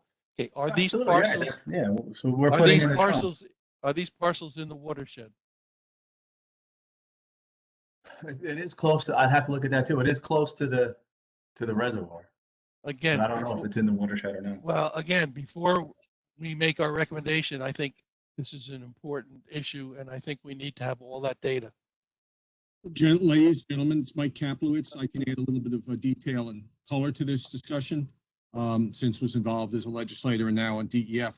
The big impetus for this is the Riverwoods Yeshiva, the plants up on the Croton Creek. It goes right into the reservoir. Since a number of years ago, we put them into the sewer district. There's no incentive for any new development. Riverwoods is built out, Yeshiva is built out. This is to take a plant that is, I would use the word polluting, not the fair word, but really not doing a good job of treating their existing sewage from existing development. And in fact, now with this trunk spur extension, allowing for the Riverwoods Yeshiva wastewater to hook into, into the system that they belong in, because they've been included in the district. To the development issue, it'll be interesting to see what comes up. My understanding is very little additional parcels that can be developed. This is not only a developed community, but a community that doesn't want any more development. And yeah, so well, in cases, you're looking at de minimis additional potential volume. The one area that there might be some discussion in the future from a strategic standpoint is the Millwood Business District area and those surrounding communities. But this trunk sewer spur geographically is nowhere near the Millwood section. So it's a great question, and detail will follow, but it is for the purpose of primarily the Riverwoods Yeshiva. And if you go up and see that pocket plant, you'll see that it is desperately in need of turning that into a not a treatment plant, but instead basically a pumping facility, and the opportunity to send it down to appropriate treatment. Again, I am not opposed. It's an important project, but in the past, municipalities, as you said, we don't want development, and we can't have development because we don't have any sewer service. Well, now this area is going to have sewer service, and so I think we need to see, what any potential other development beside the yeshiva might be involved on this. Okay, go ahead. Thank you, Mike. Appreciate that. That was good additional info.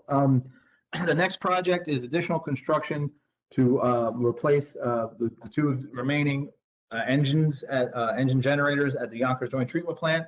The new ones will have much less air pollution and also be able to generate their own electricity using the digester gas that's created on the site. The idea being this will be very environmental friendly, help really reduce our reliance on fossil fuels and be more self-reliant. So it's a great project, and that's just our construction. Okay, let's go back to that one. There recently was a press conference down there saying that I don't know how many tens of millions of dollars trying to get from the federal government for this particular plant regarding the odor issues. What is the status now of the money that the county has allocated from its capital project towards odor treatment in this particular plant?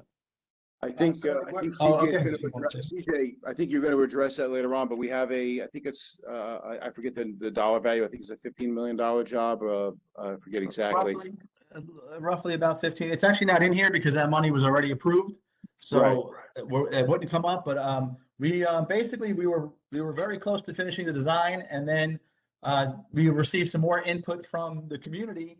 And honestly, we were hoping to just get the work started, and we would address those later. But the community was insistent; they wanted us to wait, do it all now. They were willing to wait, the extra 6 months or so to finish the design, add these additional elements, and then we can go out to construction. So I would have been able to tell you that we were already started construction if that didn't happen, but that's okay. That's great. We added more elements that the community wanted. So the design. The design. Well, yeah, the design should be done by the end of the year, hopefully before, and then construction will start either towards the end of the year, maybe early next year. By the time we get all the bids back, and there's a lot of steps the county has to go through, but it's close. It's very close. I think the design should be done in late second quarter, third quarter of this year, and then we'll put that out to design. And just to go back, just to clarify something you had said earlier.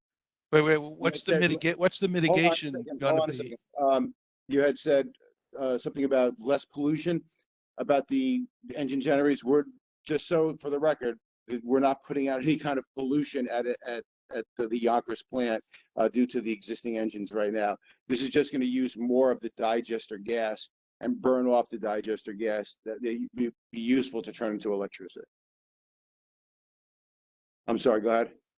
What is the mitigation from the $15 million project that's design's going to be finished in the second or third quarter and construction to start? Will that solve the problem? It should solve most of the issues. There are always, the more healthy, the more up to date, the more advanced the plant is, the less odors you get from the plant. So, not just doing odor control work, but also refurbishing the plant and putting money into the plant and renovating it and bring it up to, latest technology definitely makes it a healthier plant and a more efficient plant. So that's part of the money that would help, and eventually that does help the plant to generate less odors also. What is the local group that you're working with that you said preferred that it be delayed to include other items? It's Ludlow Park Residents Association. Okay, We this had, is, keeps coming up and coming up and coming up. It'd be nice if, I'm sure you'd like to get it out of your hair also. Would be Yeah, nice. like I said, well, and then again, well, not again, but this is actually the fourth phase of odor control work out of that project. We've done work. We've been doing work. This is what we thought would be the last phase. Obviously, this federal money would change that, but we were trying to get this last bit of the work done. But it's not like we haven't been doing anything. This is the fourth phase of odor control work we've been doing out of this project. Okay, go ahead. Okay, so the next project is for repair of the bulkhead at the Yonkers Joint Treatment Plant. Steel sheeting that was has been damaged that we need to repair. So right at the river, the bulkhead is separates the plant from the Hudson River. The next project. Wait, I'm just sorry, on that one? Yeah, go on, Rob. Yeah, I mean, last year in the capital plan, we provided some very detailed comments talking about our desire to put a path along the river's edge around that plant. Can you tell us what happened to that? So nothing happened to it. It's still there. We have your comments. So this project is to repair damage that happened. It actually happened around 2000. It was repaired and it's starting to damage. It's starting to wear out again. It was actually hit by a barge. So we have to repair this wall. That's a priority. That's a safety issue. The plant's going to fall in the river type of an issue. We have a separate project where we're going to do flood mitigation. And one of the leading, we haven't, we're still evaluating options, but one of the leading options could potentially be to put a wall, increase the size of that wall, maybe put the wall around the entire plant. At that point, we can look into how feasible that would be. We can't really guarantee that we would be able to do that, or it would go on the riverside, or it could have to go around the plant, but it's something we could look at the time we do the flood mitigation. That's a separate project. That's not in this plan right now because that money, we have the design money already approved. The construction money is out a few years as we work on the design. So you will have another chance to look at that, but that really doesn't impact this. This is strictly damage repair to make sure that we don't make anything, nothing gets worse. So you're saying in the existing site, there is no room for a path along the perimeter? Well, we said we could certainly try to look into it and see what's feasible. Putting it on the riverside that's definitely a little tricky because of security reasons. And right, there isn't really space. The plant was actually built on the river. They expanded out on the river, so that walkway would be floating on the river, or hanging above the river as well if it went on that side. And I'm not sure how feasible that would be. Well, they just did that in New York City. They put a floating park in the river. I guess if the state or whoever else would let us extend further into the river and take up more of the river, I guess that could potentially be a possibility. That would probably be more than just the scope of DEF. That would be a bigger countywide kind of. I'm sure parks would have to be involved or somebody that's planning, of course. That's a much bigger undertaking, but it certainly could be looked at. Please look at it. Okay. Go ahead. The next project is pumping station repairs, more rehabilitation in the South Yonkers Sewer District. And that leads us into the water. Sewer and water kind of combined in a lot of those stuff. But so now we're into the water project. So the first water project they show there, the last one on your screen is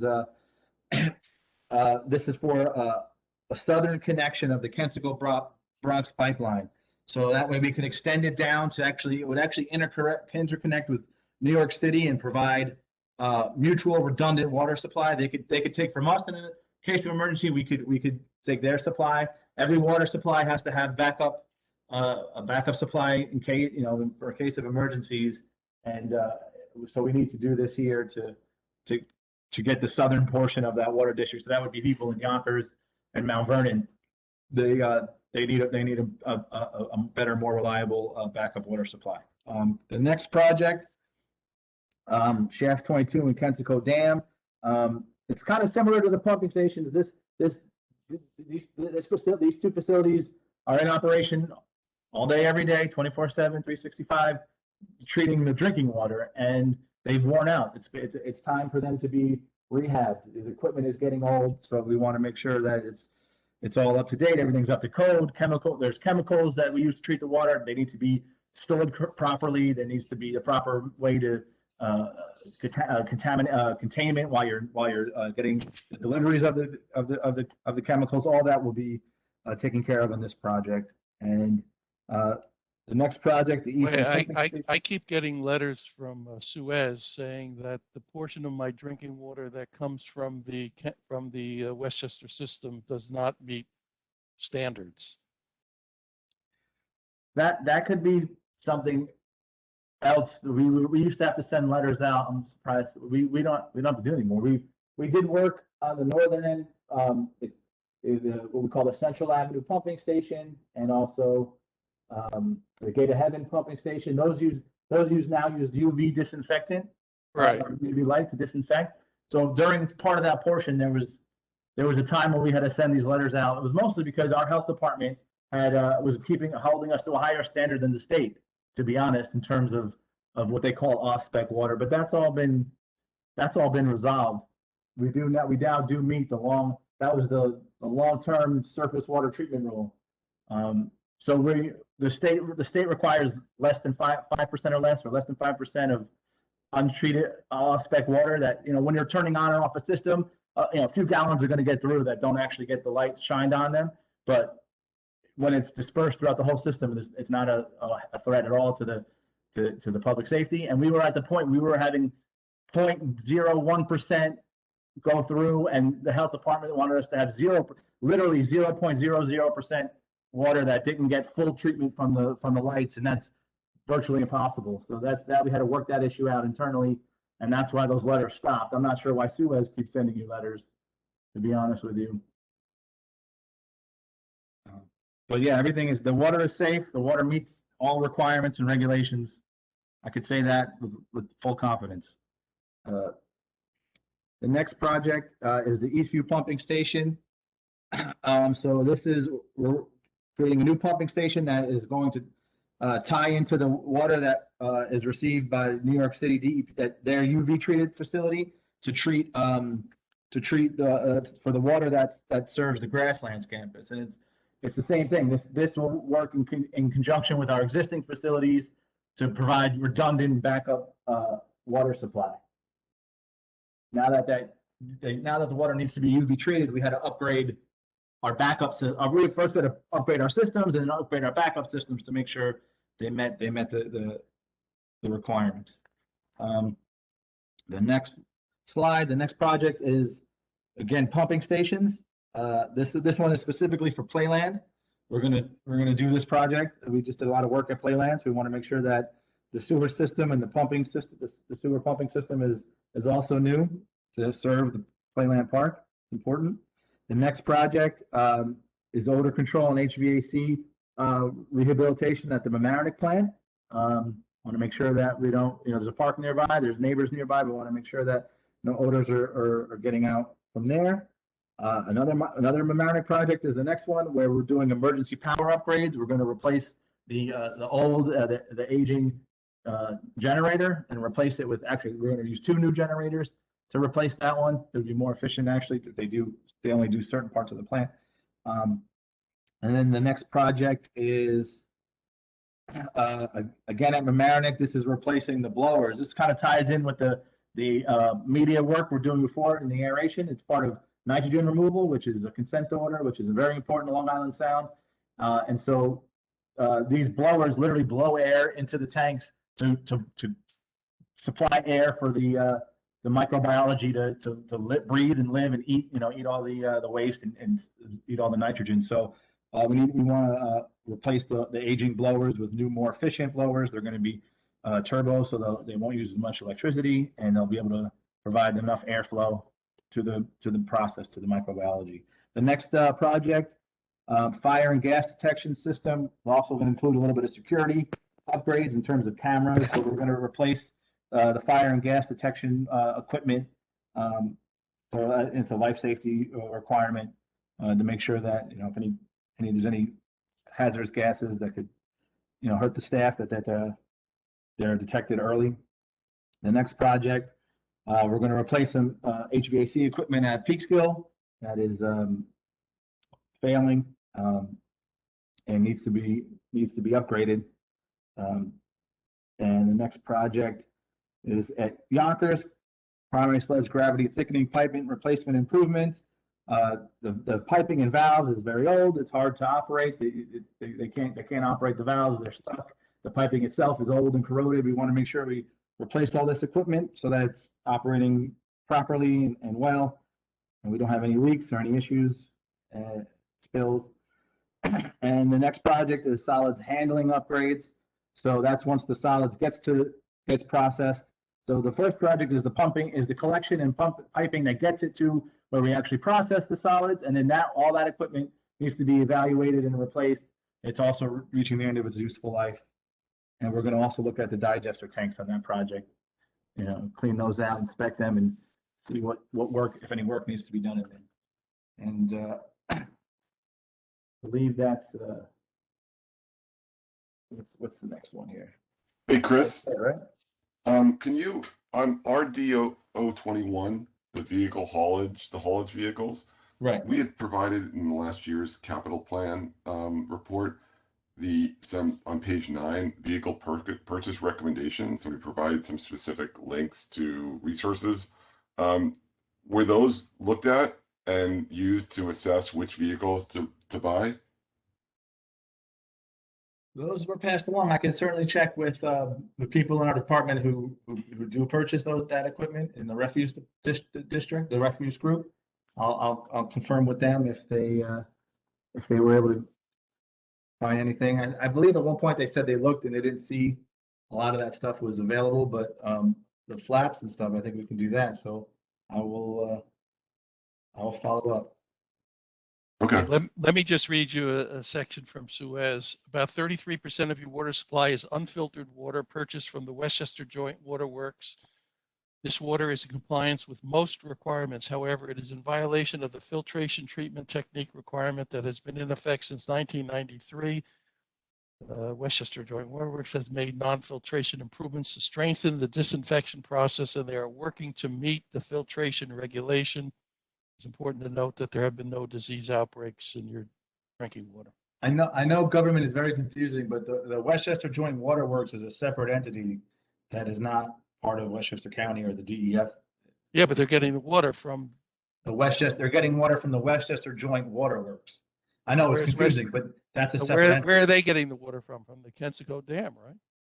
Yeah, but everyone's responsible for treating it themselves. Raw water is not the same thing as drinking water. You have a raw water source, you treat it, you give it to your residents, your customers.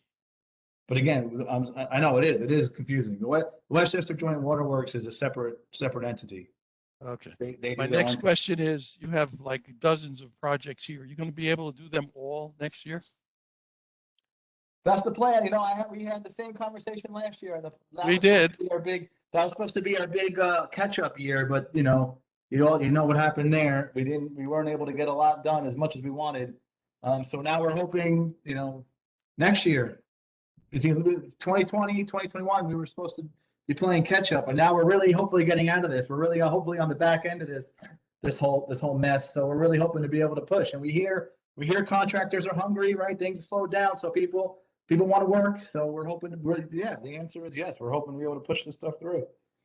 Okay, I want to thank all of the department representatives who have given us information at this meeting. I'm planning staff. You've heard the questions from the members in terms of the information that we would like before we send our recommendation on. If any member of the board here has anything, they can send it in writing to the planning staff by June 15th.